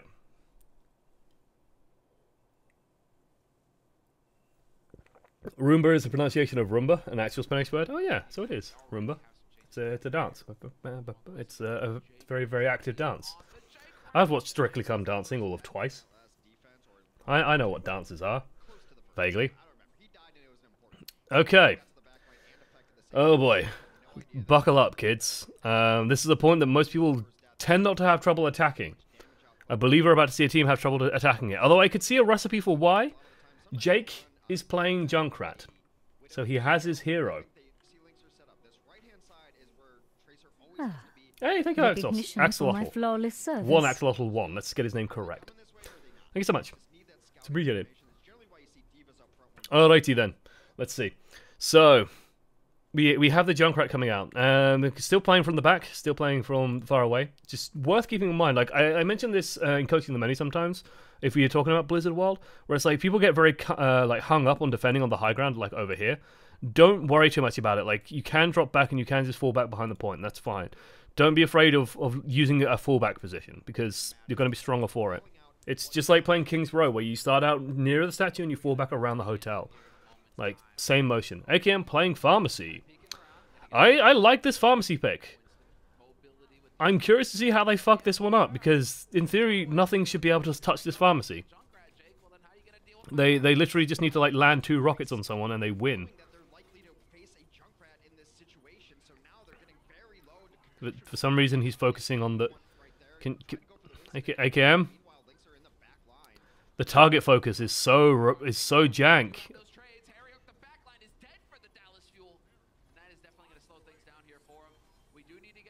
They get the res, capturing. They almost get like the third that they need. Cormac gets a kill there. Where was Mercy?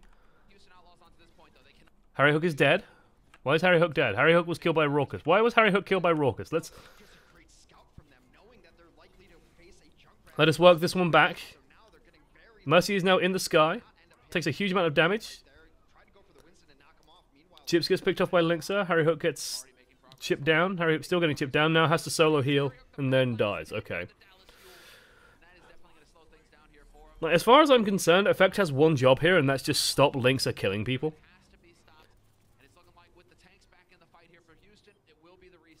And then you just wait for AKM to kill someone.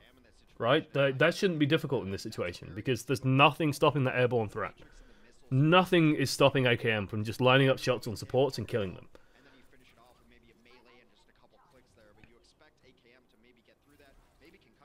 So I'm nervous, guys.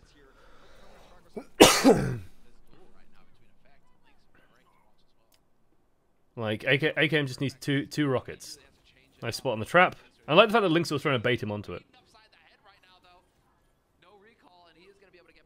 But yeah, like Effect and Linksa should just like be running in circles with each other. Like that, honestly, like that's all Effect needs to do is just keep Linksa pinned back, and then you just like Jake is just going to be spamming away on the tanks, but AKM's going to be spamming away on the supports with a damage amp on him. And if you can hit those shots, you win. The Riptide doesn't even connect. Okay, the Diva Bomb, it's a good counter to Pharmacy. Dodges it. Does a good job. Harry Hook goes down for some reason. Trance gets used. Why are you committing?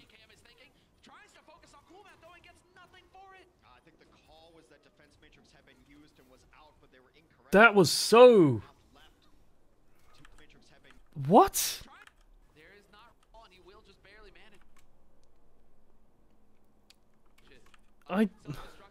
Like this play here was really nice by AKM. Like he dodged a Diva Bomb as far. That's actually quite difficult to do. And then it's like, okay, well they've used Transcendence. We're down our Mercy though, and we're down our support ultimate. But like let's play passive, wait for this to burn out, and then try and get something done. But instead he just dumps Barrage into Coolmat. And Hex is giving him the benefit of the doubt here of saying, okay, well the call might have been made that, you know, Defense Matrix is down, but it just seems so sloppy. It just seems, it just like, it seems shaky. Like they don't have a dedicated shot caller just saying, okay guys, like let's cycle in. Like they could play this so efficiently with economy. You have 3 minutes 35. You can just take eco pushes and then just go in with 6 ultimates and win. Like, but I don't think Dallas Fuel have an in-game person to dictate that level of strategy, and it's not even a hard level of strategy. Effect, like that's a sign of Effect overplaying, by the way. Effect is trying to like do stuff at the moment while Dallas is still regrouping. Effect shouldn't be involved in scraps at that point.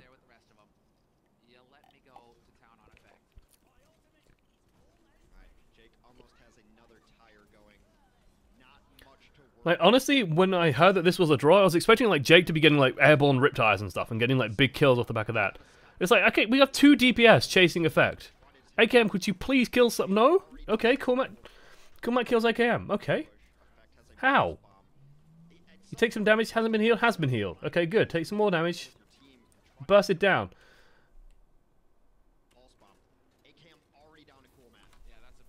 It's not, oh no, it's not a draw. It can't be a draw. Oh my god. Looks of it, this is just getting slowed down here for Dallas Fuel. 10 seconds left on this clock. AKM, you will be able to get out here fairly quickly with the boost. Like, this is a simple strategy, and it feels like Dallas just aren't executing it. Okay, you got the kill. You got the pick. Oh my god, it's happened. Why is everybody fighting different targets? Like, this is a fucking mess. What the hell? Just take a look at... Okay, watch this move. Actually, let's go down to 25% speed. Like, I want you guys to see very clearly... Like, that rocket is... Holy shit, that's tasty. That's a beauty of a rocket. A bit lucky, but hey. Oh my god. And then it's like, okay, let's go. Effect is fighting Cormat. Mickey's protecting Effect, and we're going to see OGE jump into the back line. So now Mickey is fighting Muma. Banny's getting her res in the meantime. OGE is fighting Raucus. AKM's fighting a Riptire. Like, everyone's fighting every... Sam, are you okay? Everyone's fighting everyone else, and it's like, what the Why? Why can't you guys just focus one target? Why?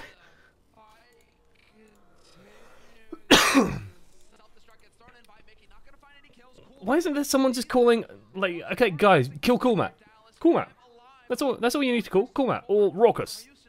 Raucus back right, kill him. Focus Raucus. Raucus. Zen. Monkey. Like, that's why you have those calls. Oh, God, it's...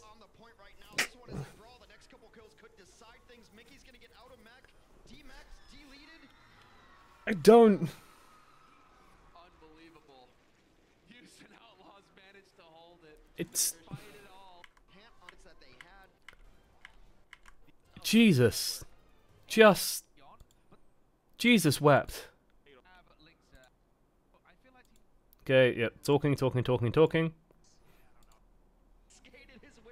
Okay, oh, too far. Oh yeah, like this is where... Oh, hey, Clockwork. Was going to be a Tracer player, sometimes surprised with the Farah.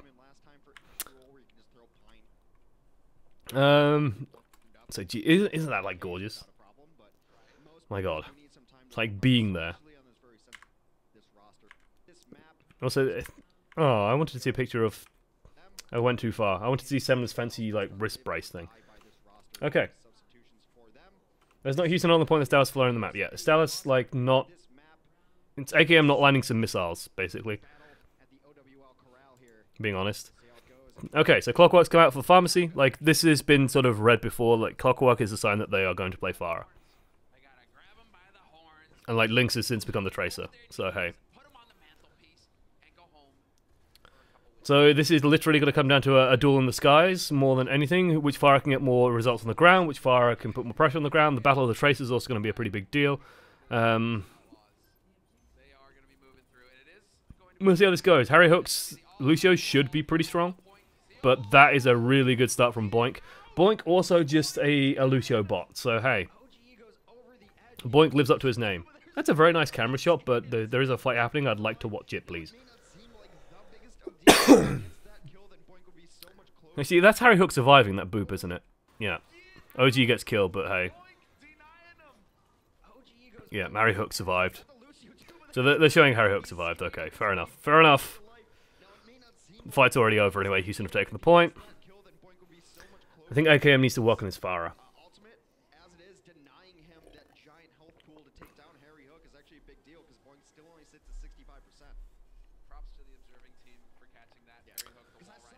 Okay, let's see.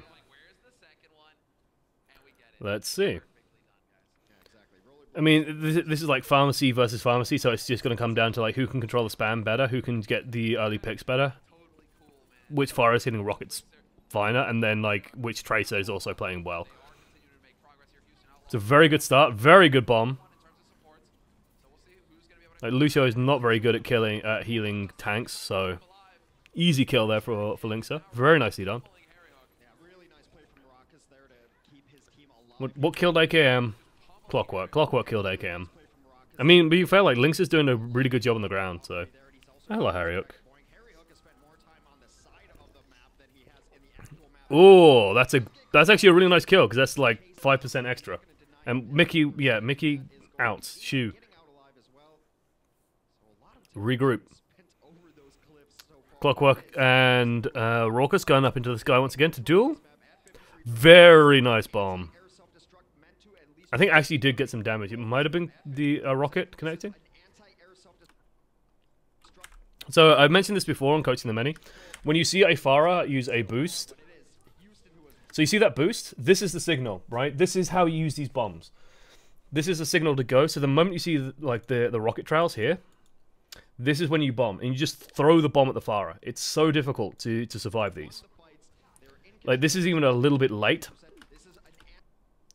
But basically, the Pharah has to try and drop and lose momentum to get away from it, and it's very difficult to do. So yeah. So then you have like the bounce away, but it's also just like force people into Clockwork's line of sight. And I think it is the bomb that's in.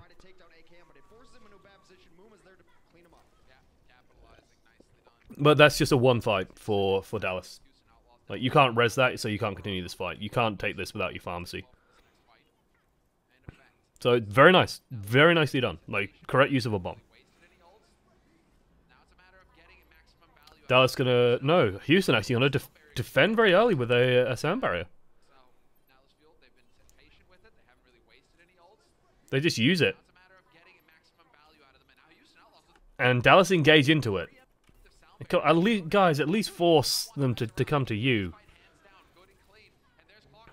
Beautiful. I love seeing the Battle Mercy come out. Chip gets 2! Oh my god. I genuinely actually like this. The Valkyrie being used aggressively, because the Battle Mercy in Valkyrie is actually pretty dangerous. So Chips just kills Clockwork, then kills Raucous during the res. Like as long as that Valkyrie is active, Chips could probably fight Clockwork pretty well in the sky. OG carrying. OG and Chips carrying the socks off at this point. Holy shit.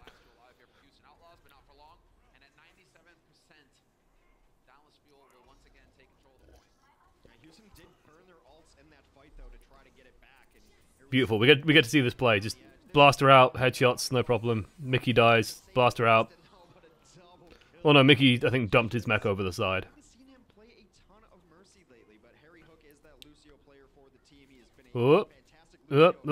Again, another airborne duel. I think Clockwork's fine taking these because I think Linkster has actually been doing a really good job on the ground. I think, like in general, Houston Outlaws just seem stronger on the floor, so they can afford to take these airborne fights a little bit more because they don't need the Pharah quite as much. But AKM actually winning that aerial duel. Now let's continue the hold. Feels good, man. I'm to Raucous' Valkyrie. And she used it during this fight.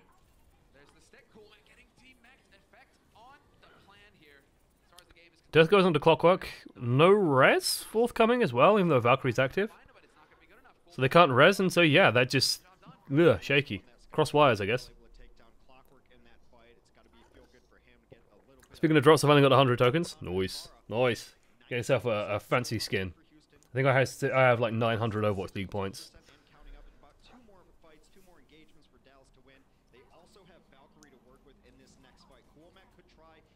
So Mickey, what? What?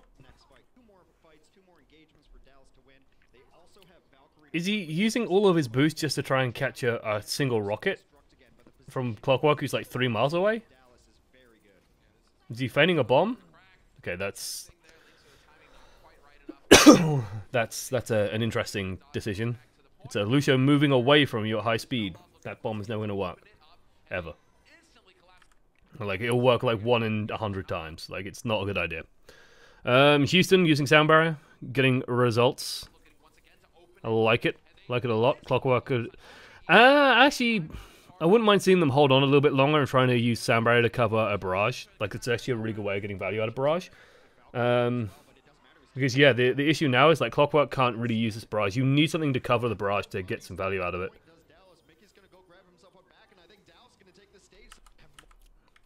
So, like, as much as I like seeing sound barrier be used as an aggressive tool, it's just like...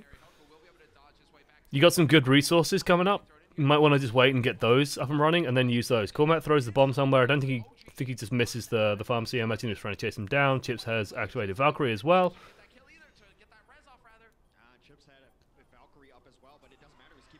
So yeah, like Houston just don't have enough of a follow-up punch. Nicely done by Dallas. Oh. There we go. Dallas take the lighthouse. This is where Dallas are praying that it's not ruins. It's like, please, let it not be ruins. It's not ruins. Hey. Hey, they don't have to go up against Lynx's Widow. Nice. We only have 10 skins for Outlaws.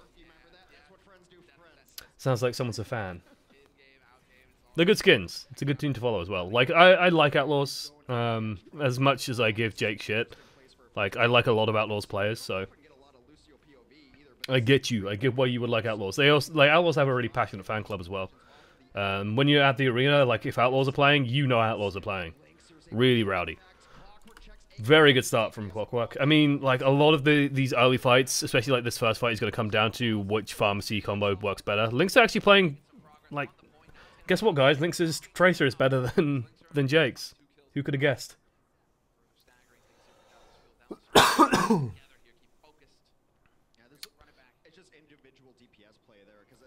So yeah, I kind of agree with Hex. Like, it just feels like that's just individual outplays coming in. It's just not what you really expect with Effect on the table, but AKM just hasn't looked as strong as Clockwork.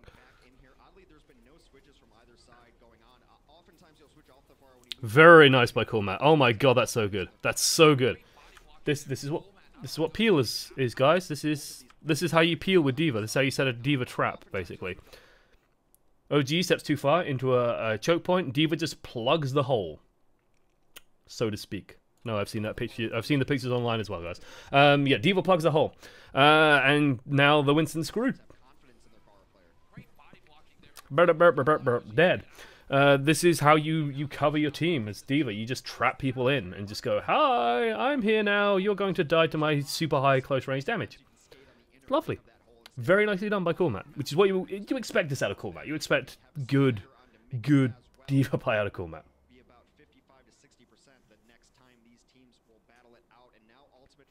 Okay.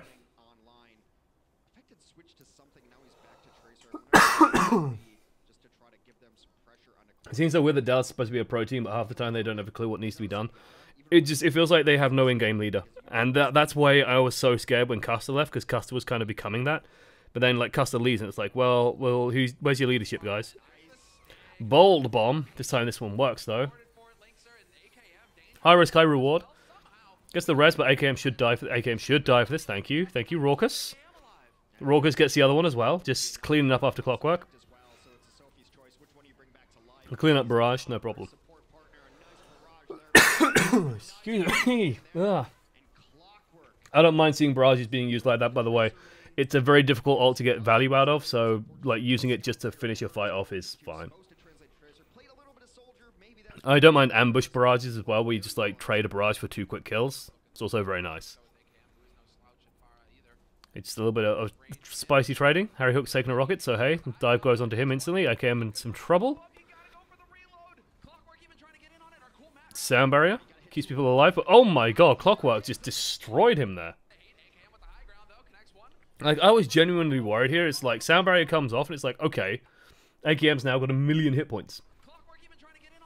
And it's like, it just... Clockwork just slams like 4 rockets into him, and it's just like, oh, shit. Who pissed in Clockwork's cornflakes? Jesus. Just destroyed him. Beautifully done. Does have 2 natural leaders, traded one and release the other. That's some great moves there. XQC, interesting.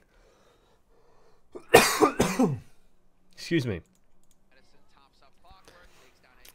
I'm not so sure on the leadership of XQC.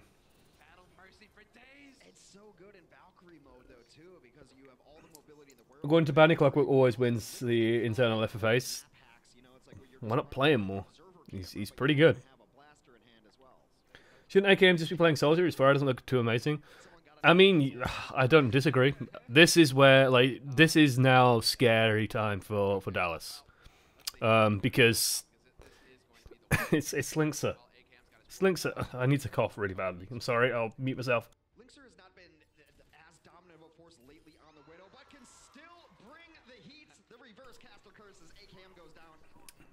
Hi.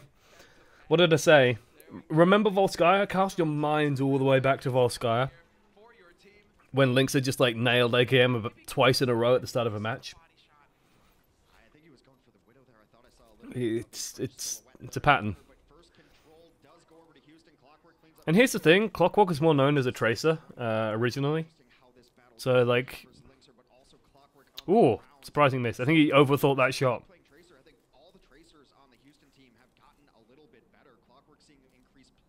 Customer Rascal. Rascal can't lead. Like, I know...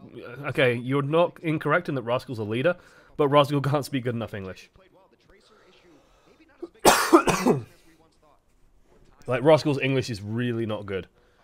Take this from someone who knows him, not personally, but knows, like, little internal details here and there. Rascal doesn't have good English.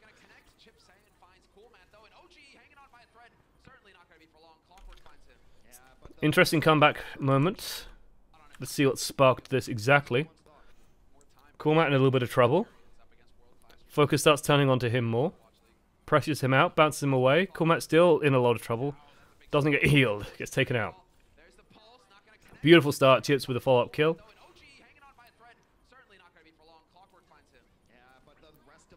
Like, losing a Diva early on is a very big deal, but Clockwork, hey! Clockwork coming into life.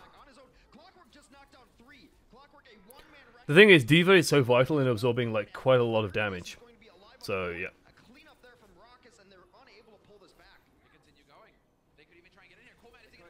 Ooh, close. Interesting choice to use ultimates here. They could... Oh god, I feel queasy. Using one support ultimate here, fair enough. Using both of them at the same time seems a little bit wrong. Boink activates Valkyrie, Raucous activates Trance at the same time. Like, it's not as bad as Sound Barrier, at least, because you can just damage jump with the Mercy, but it's not an efficient use of resources. Why am I still dying? Like, I had the flu ages ago, and, like, the cough just has not gone away.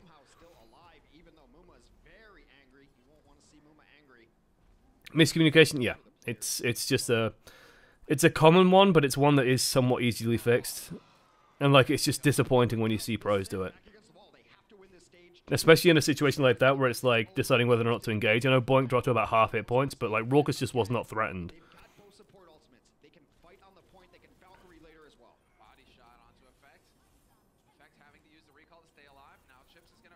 Chips is completely isolated there. How did Chips get there? Like, he's pressuring Linksa, and then it's like, okay, they're damage amping Chips first and foremost. They're using Valkyrie to engage, damage amp Chips. It's like, where's the tanks? You can't just leave Chips here. Like, Mickey and OGE need to be protecting you. If he's this far forward, Mickey's just there too late. Where the hell was OGE as well?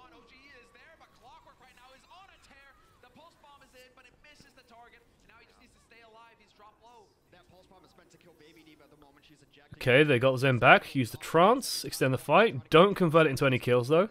Mickey ends up dying. Houston should just win this now.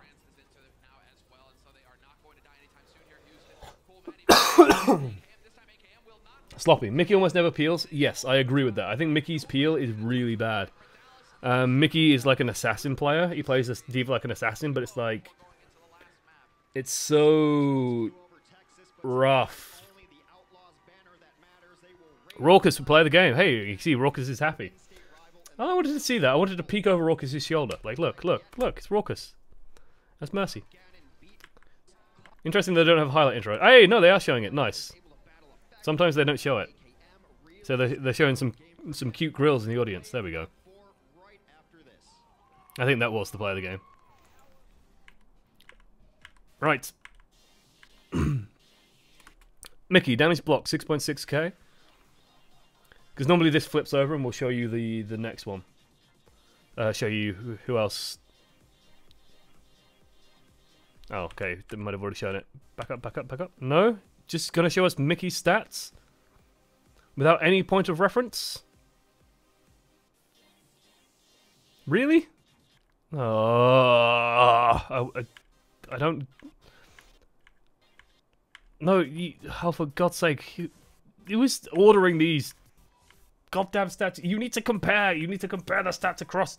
Like, yes, this is useful. Guys, this is good. Hey, look. Asfaro and Ilios. Rock's direct hit. Slightly better on Clockwork. Eliminations, 14 4 deaths. 14 elims. 14. A lot more damage done. Like, that's more than 10%, I do believe. I do believe that is more than 10% damage done. Exactly the same time duration played. Way more damage.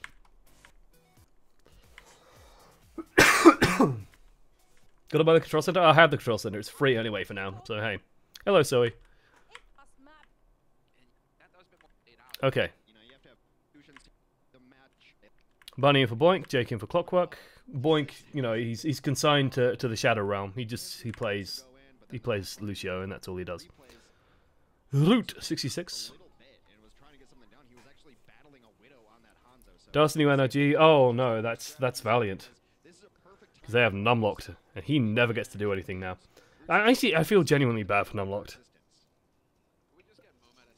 It makes me wonder why they haven't like sold him. Just permabench. Hasn't been played once.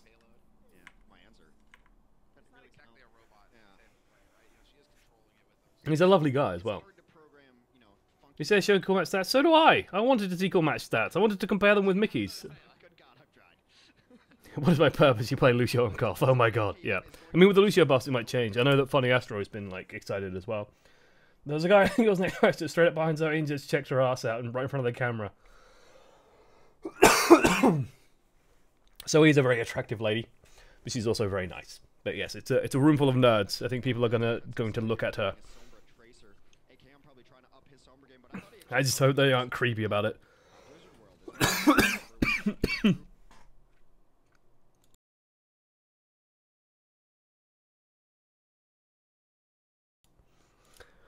Maybe it's all the talking. Like, maybe that's what's screwing me up. God, I'm just dying, apparently. Okay. Route 66. Lynx is playing Widowmaker. Nothing too unusual there. Defensive Sombra. Interesting choice. The health packs are pretty good. Need to be playing a very ambushy style. You don't get the EMPs as fast as before. I am slightly skeptical about it. Because like the ambush playstyle has to be perfect. Like, it's a very high execution playstyle. Because you're not playing around EMP. Like, the reason why you ran Sombra before is because you could EMP every fight. Now you need to play a way you're killing people. And I just can't help but wonder if, like, if you're going to play that playstyle, then why not play something a little bit better? But I suppose they don't want to just dual Linkser. So this gives them an alternative to just fighting Linkser straight up. I don't think it's a good alternative. I think AKM Sombra needs to be a lot better to be able to justify the pick here. Yeah, swaps the Widow instantly. It's like, okay, well, okay, they know that they're probably going to lose first as well, so hey, they have to. And especially on a team with like coordination issues as bad as Dallas is. Like, Effect and AKM have to be like this, you know, to get that working. So yeah, that's rough. Infrasight being used, Mickey gets demech, AKM just hunted off. This should be a quick finish up. Cool Matt's even hunting targets around the back. Lol. This looks like when you play quick play and you have like some Smurfs on your team. Like, it's just destroying people. That's rough. This exam prep is killing me. Best of luck to your exams. Like, enjoy your time off, enjoy your time to relax a little bit, but they're important. Just like the way I think of it is, I mentally, okay, like, here, guys, let me give you some life advice while we're watching this utter stomp of a game. Because I think that will actually be more useful than like breaking down, oh, by the way, that Houston Outlaws, they're shitting all over Dallas from a great height at this point. Just good general life advice. The way at least I deal with, like, if I have something high stress come out, like an exam, or like, you know, something that's going to take all day up and it's like just going to eat up all of my free time, that usually stresses me out quite a lot. So the way I do it is I mentally sort of shunt that time away and like, okay, that time is gone. Just treat it as if the time has already passed. It sounds like a weird thing, but it's like a mental trick of like, I have already forfeit this time, so now I'm no longer upset of the fact that I'm losing all this time studying, or losing all this time doing the exam, or losing all this time traveling, or losing all this time doing this thing. And like, if I'm stressed out about something, that's kind of how I do it. Is I mentally go, okay, well that time is already gone, and then when I'm in that period of time, it's like, okay, I can purely focus on I'm doing this thing. And sort of in my head, it's like, oh well, I'm not like eating up all my free time because that time is already gone in my head. Does that make sense? I hope that makes sense. Okay, AKM is playing Reaper. I mean, okay, he's being shit all over on Widowmaker. It makes sense. I think at this point, AKM's spirit is broken. He is French. He might have surrendered. I tease because I love. AKM's a really good player. Like I don't want to like come off sounding harsh against AKM. He's playing against one of the best Widows in the league. He's on a rough team. His soldier is legendary. He's a pretty solid player overall. Like don't get too down on AKM. The Reaper choice is interesting. I think that they're gonna like. The Reaper choice is there just to fight over the point. It's also not the worst in third point, but I think I still prefer a McCree, to be honest, at this level of play. Like, this isn't with the Reaper buffs either, so hey.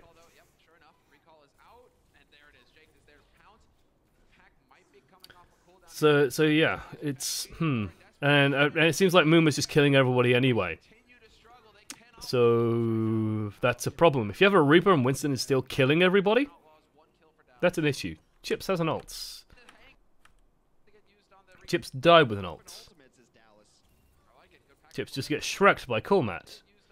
Dies with an ult. There's just fighting all over the place. It's literally like a deathmatch. And like pound for pound, I'd say except for Effect versus Jake.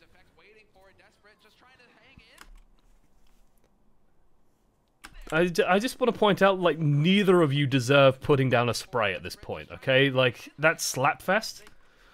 I want to find,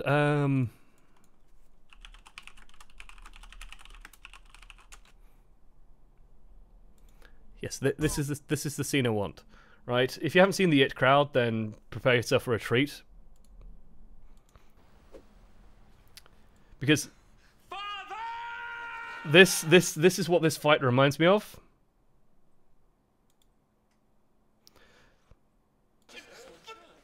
Where you literally, like...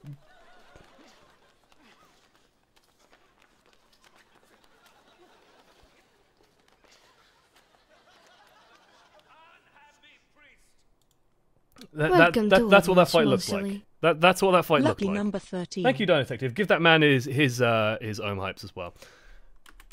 Like that's a good shot. Okay, it's a good pile of shots. Effect has to recall. Okay, they're down low, and then it's just like blinking all over the place. With slap, blinking, slap. Okay, yes, we got him. Okay, good, done. Got him. Spray. Yes, I'm so good. That was so clean. I'm so proud of that kill. Like, come on. You're proud of that one? Is that the one you want to be proud of? Is that the one you want to put your emblem down over? This best represents me as a player.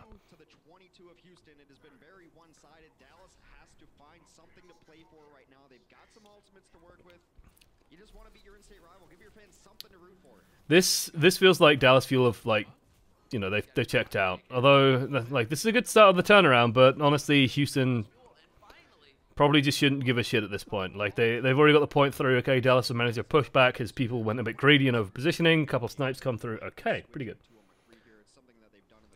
Speaking of pro spray a lot, is there a reason or is it just habit? It's habit, I think. And just, like, it can tilt people as well, which is always going to be useful. But yeah, pros do it a lot. Wow, good shot out of AKM. Like I said, AKM's a good player. Like, don't get me wrong. This could be just to try and spook the Zen, but being honest, it's Jake, so Chips shouldn't be that worried. The nearby wall, however, should be fucking shitting itself. But Chips, no, he's not that scared. Okay, self-destruct, cycles the ults. Hey, this is looking good from Dallas. Do you want to know what I want to see? I want to see Linksa go into spawn and pick McCree. That's what I want to see. Any reason why each set is 4 maps, but if it's already 3 now, what's the point of map 4? Because it's a league, you have to play all the maps. Because map difference is what matters at the end of the league.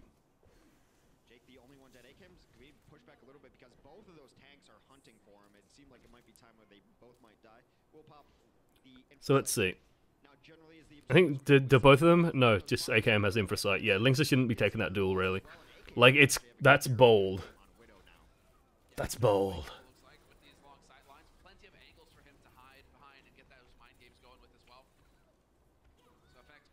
It's nice to see that AKM's come online here at the very least. It's about time. FX is also doing work, but that's kind of usual. OG seems to be performing a little bit. It's like, hey, we're at the end of the series, guys, but you're doing it. Oh, the moving platform mode is going to move you around the corner. It's always annoying. Beautiful follow-up, by the way, from Houston. Like, this is a sign of a team that is, you know, it's listening to calls. Hey, the thing almost pulled him off. Bullet lands. Instant that bullet lands, Winston's already on his way in. Right? And even though that Linksa, like, got the follow-up shot to kill, Mumu was already acting on it. Like, just clean dive. It's what you want. It also means that you can't res the Widow, because there's a Winston sat on it, so hey. Makes it a little bit difficult. AKM is a great DPS. He got Rascal eliminated. I don't think it was AKM's fault.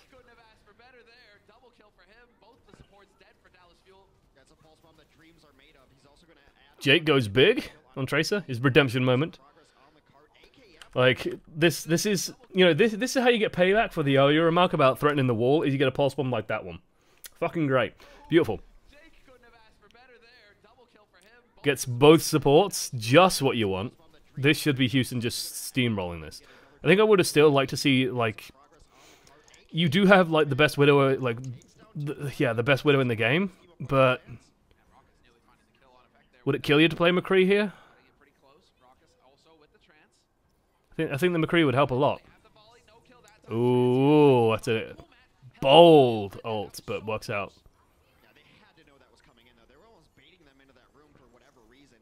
Like that could have gone really badly. Because, like, you know, Tracer's there. Hi, Tracer, and then bomb goes in. Oh, no. Ulted. You're fine. Nice. Very nice. Infrasight's up. Just hunting kills. There's the ulti as well. The Valkyrie, rather. Turns it around. AKM gets the better of Linksa.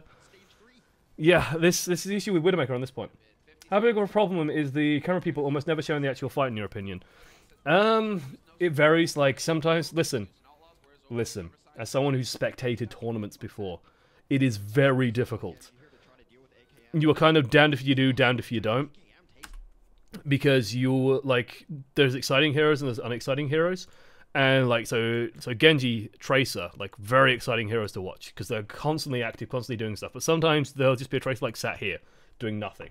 The thing is, you want to watch, if you start watching that play, you want to watch the end of that play. You want to see what the Tracer does. If she sat there with, like, a pulse bomb and then she blinks in and you swap away, then you look stupid. But if you just sat there and you're just waiting and waiting and waiting and waiting and waiting, it's like, oh shit, well, now I'm missing all the action. So, like, I'm probably a lot more forgiving than a lot of people because I've actually spectated Overwatch in tournaments before, unlike most people. And I know how hard it is. The issue I have is that sometimes, yes, they will focus on sometimes some things that are very strange. They'll focus on things that don't need focusing on, and they'll also shy away from showing certain DPS plays at times, which sort of gets me. I'd also like to see, like, they tried using picture-in-picture a bunch every so often, of, like, showing the wider scale of a fight. Like, I think they need to do that more. Like, I like having that info of seeing the picture-in-picture of the broader fight. But I'm also a bit of a freak in that I quite like third-person perspective on a lot of fights, because I like the tactical element of Overwatch. AKM is on fire now, by the way. I think that change out of Linksa came way too late. I think if Linksa changed earlier, this will work better. And it's not necessarily like, oh, it's all Linksa's fault. It's just third point Widow is just, I think someone needed to just tell him, like, yeah, we need to swap off this dude. As Houston Outlaws eat me. Reading Effect's Twitter after this game, it seems like he wants to quit Overwatch. I thought Effect quit Twitter. Yeah, this is a depressed looking man. Effect often tries to make a solo hero play, but sometimes I have a feeling that he's doing that out of tilts. Which, shouldn't you be aware if you go, if you want to go for a hero play? Or am I wrong about that in that regard? He's aware of it.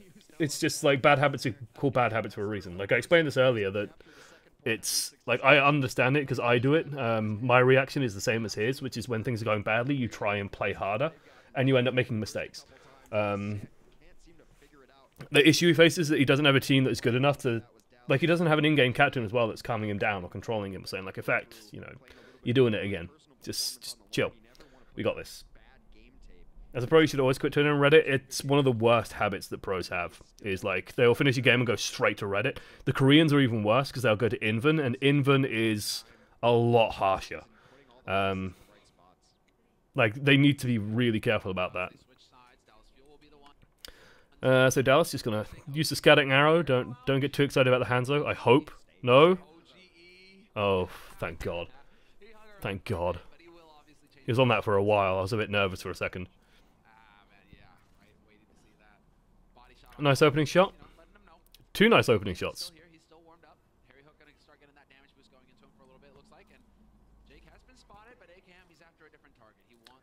Okay, here we go. Let's see. What do we got? Link's with a nice opening kill on effect. That's going to slow this down a lot. You can see already. AKM's backing off. Mickey demeched as well. Ooh, that's rough. What demeched Mickey?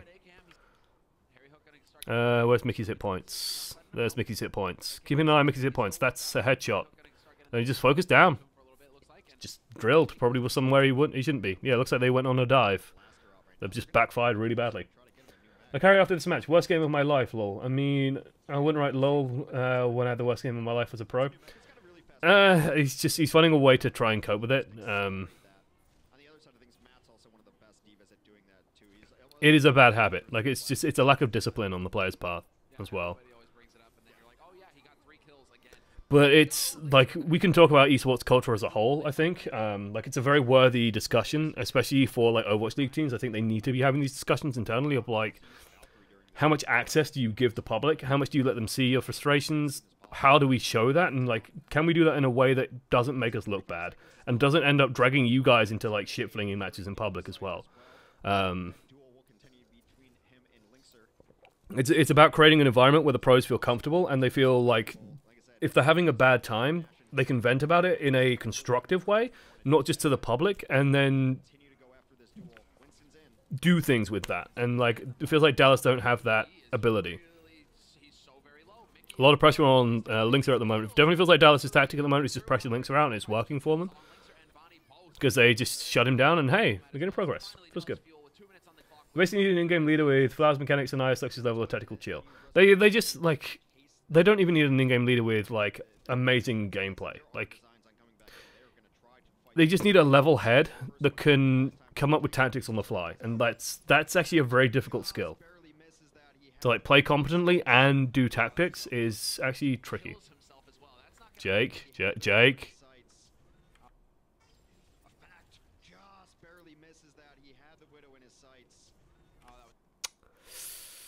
I want to see where that was, but we don't get to.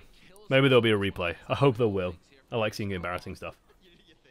Is this your first viewing? Yes, this far in the series at least. I had it, like, I generally, like, will have Overwatch League on if I'm doing something else. And sometimes Overwatch League plays when I'm streaming as well, which is frustrating. So, like, I half watch some of this series. And sometimes I'll just be in bed because it's on at, like, 4 in the morning. Haha, Europe! Isn't that nice? So annoying. Okay. Houston continuing to hold. Slight ult advantage. Banny can definitely keep them alive in this one. Thinks he gets Egg Game and gets Harry Hook. Oh, he should not get Harry Hook here. Lynx is just killing everyone. Do they have a replay? Please show a replay of Lynx killing Harry Hook. I want to see it. Like, this has happened before, I'm pretty goddamn sure. I'm having the strangest sense of deja vu. Where just, like, Harry Hook went in for a greedy res and just died to the sniper.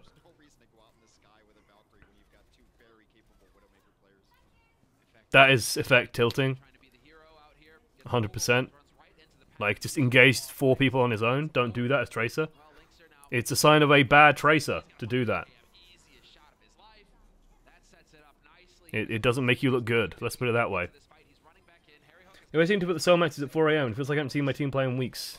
It's it's annoying. They put a lot of the good games later in the evening, and like I think they do it intentionally to keep people in the stage or keep people watching the stream for as long as possible. Because like if you have Shanghai last, then it's for my flawless service. you don't get to celebrate. But in EU time, you get to celebrate the New Year earlier than us Americans. We get to celebrate a lot of things newer due to time zones, and we also have culture and history, and nice benefits. Yeah, it's annoying. It's really annoying. That was watching Dallas slowly implode. Oh man. Lynx's face is the face of a man who's just seen Jake get play of the game, despite carrying the shit out of that series. People at Shanghai in the hopes that they actually win a game. Yep. About discipline, I really the Unco who wasn't feeling well was doing with soon. That's true. They really need a strict coach like the one in Boston. I mean, if he's not fit, like he can still play Overwatch if he's not feeling well. He just has like, I think if he's not well enough to play on stage, then he's not well enough to play on stage. He's not like it's his mum saying, "Oh, if you can't go to school, you can't play video games." No, he can like that's still practicing. If he's playing with Soon, that's honestly good for them. It's just the big issue is so let's pause it. As much as I love hearing Golden Boy talk, I've met Golden Boy twice now. He's a very nice man. If you see him in a crowd or something, if you see him like if you go to the venue and you see him in the crowd or he's like hanging out with people, say hello. He's a very friendly man. Didn't they say they were going to have an Atlantic Division matches at good times for EU? No, they said they're going to have Atlantic Division matches at slightly better times for EU. Yeah. See how the entire Outlaws team hugged Effect.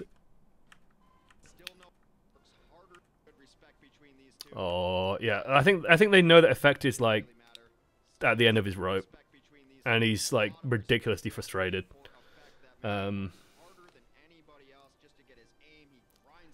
It's brutal, man. Like I think everybody in the league feels bad for Effect. Like everybody feels bad for Effect because holy shit, Golden Boy is so much less annoying than Puckett. I don't know. I think they both have their moments. I like both of them. I've met Puckett as well, like very briefly at a Blizzard mixer at BlizzCon. They served drinks called May Snowballs, and they were delicious. I think it was vodka and blueberry. Oh, like God, I must have downed about 7. I had a lot. That was good. Mickey's still smiling. The day that Mickey stops smiling, you know something's really badly gone. Effect needs to go to another team who fit perfectly in Seoul. Munchkin's pretty good. Like Munchkin's okay. I do agree. I think Effect just needs to get out of that team. Okay, right. Also, the Wayside show staring at me is freaking me out. There we go. Thank you.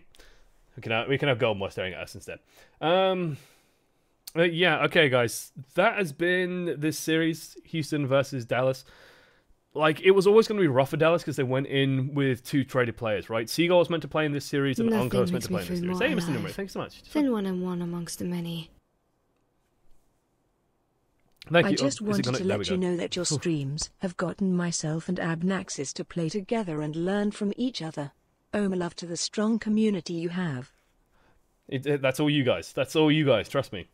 Also, yeah, Psycho posted to the karaoke stream. Hopefully my voice is better by then, because my God, I cannot sing when I have a cough. Like my singing is rough anyway. You don't want me singing and coughing. Okay. Yeah. Welcome to a rough series overall. And must OP as well. Give that man some hypes. Stat. Now. Give that man his own hypes. He deserves them. Okay. Right, thank you guys. Anyway, I am probably just going to finish up here because I need to rest my voice. It's been an absolute blast, though. Houston looked okay, but both of these teams, I'd say that was scrappy. Like, it still feels like in my mind that Houston are relying a lot on Lynxer carrying the shit out of them. And, like, when they are playing on maps where they're strong, like Jake can play Junkrat, Lynxer can play Widow, they are superb. There's just times when they feel really scrappy. The teamwork just isn't quite there. The synergy isn't quite perfect, and that's frustrating, to say the least. Dallas, it's just God help that team. Right, guys, thank you so much for watching. Thank you everyone who supported the stream today as well. There was a whole bunch of you, just as I bring up the list. Magic Master P, Mr. Numeric, McScoobin, Dino Detective, 1 Axolotl 1, Boyga 84, Zuby, McScoobin once again. Actually, McScoobin's actually given 200 bits today. Thank you, McScoobin. Hey, Even more. recognition for my flawless Paula, thanks for the service. stream. Top notch as always. Thanks Hey. for the stream. It's appreciated, Top man. notch as always. Here's hoping your voice clears up soon. Just a bit gonzo with the Twitch Prime Arena ones. Overpowered Ginger, Clanok with the 69 bits. I like it. Sequel please, Skells, Clanok with a resub as well. Wooly OW with the fresh sub arena. Although Wooly's like a long time subscriber anyway, or a long time viewer, so it's good to have you back. And then earlier today, Misk with the host Finn Razel earlier on, and I think that was it for all the earlier streams because early streams don't really get much anyway. Ginsey with some honey. I think I might make some tea or something. Should help. All right, guys, thank you so much for watching to the end. I'm going to find someone to pass you guys along to go and watch. But yeah, it's been my pleasure. I always love doing these Probing the Minis. And I'll see you tomorrow for some Overwatch gameplay, 10 o'clock. And also in the afternoon, we'll be starting Heart of the Swarm. So if you want to see a man play Heart of the Swarm on the hardest difficulty, come by tomorrow at 4 o'clock. It'll be fun. Right, see you then. Bye. Toodles. Outro, go.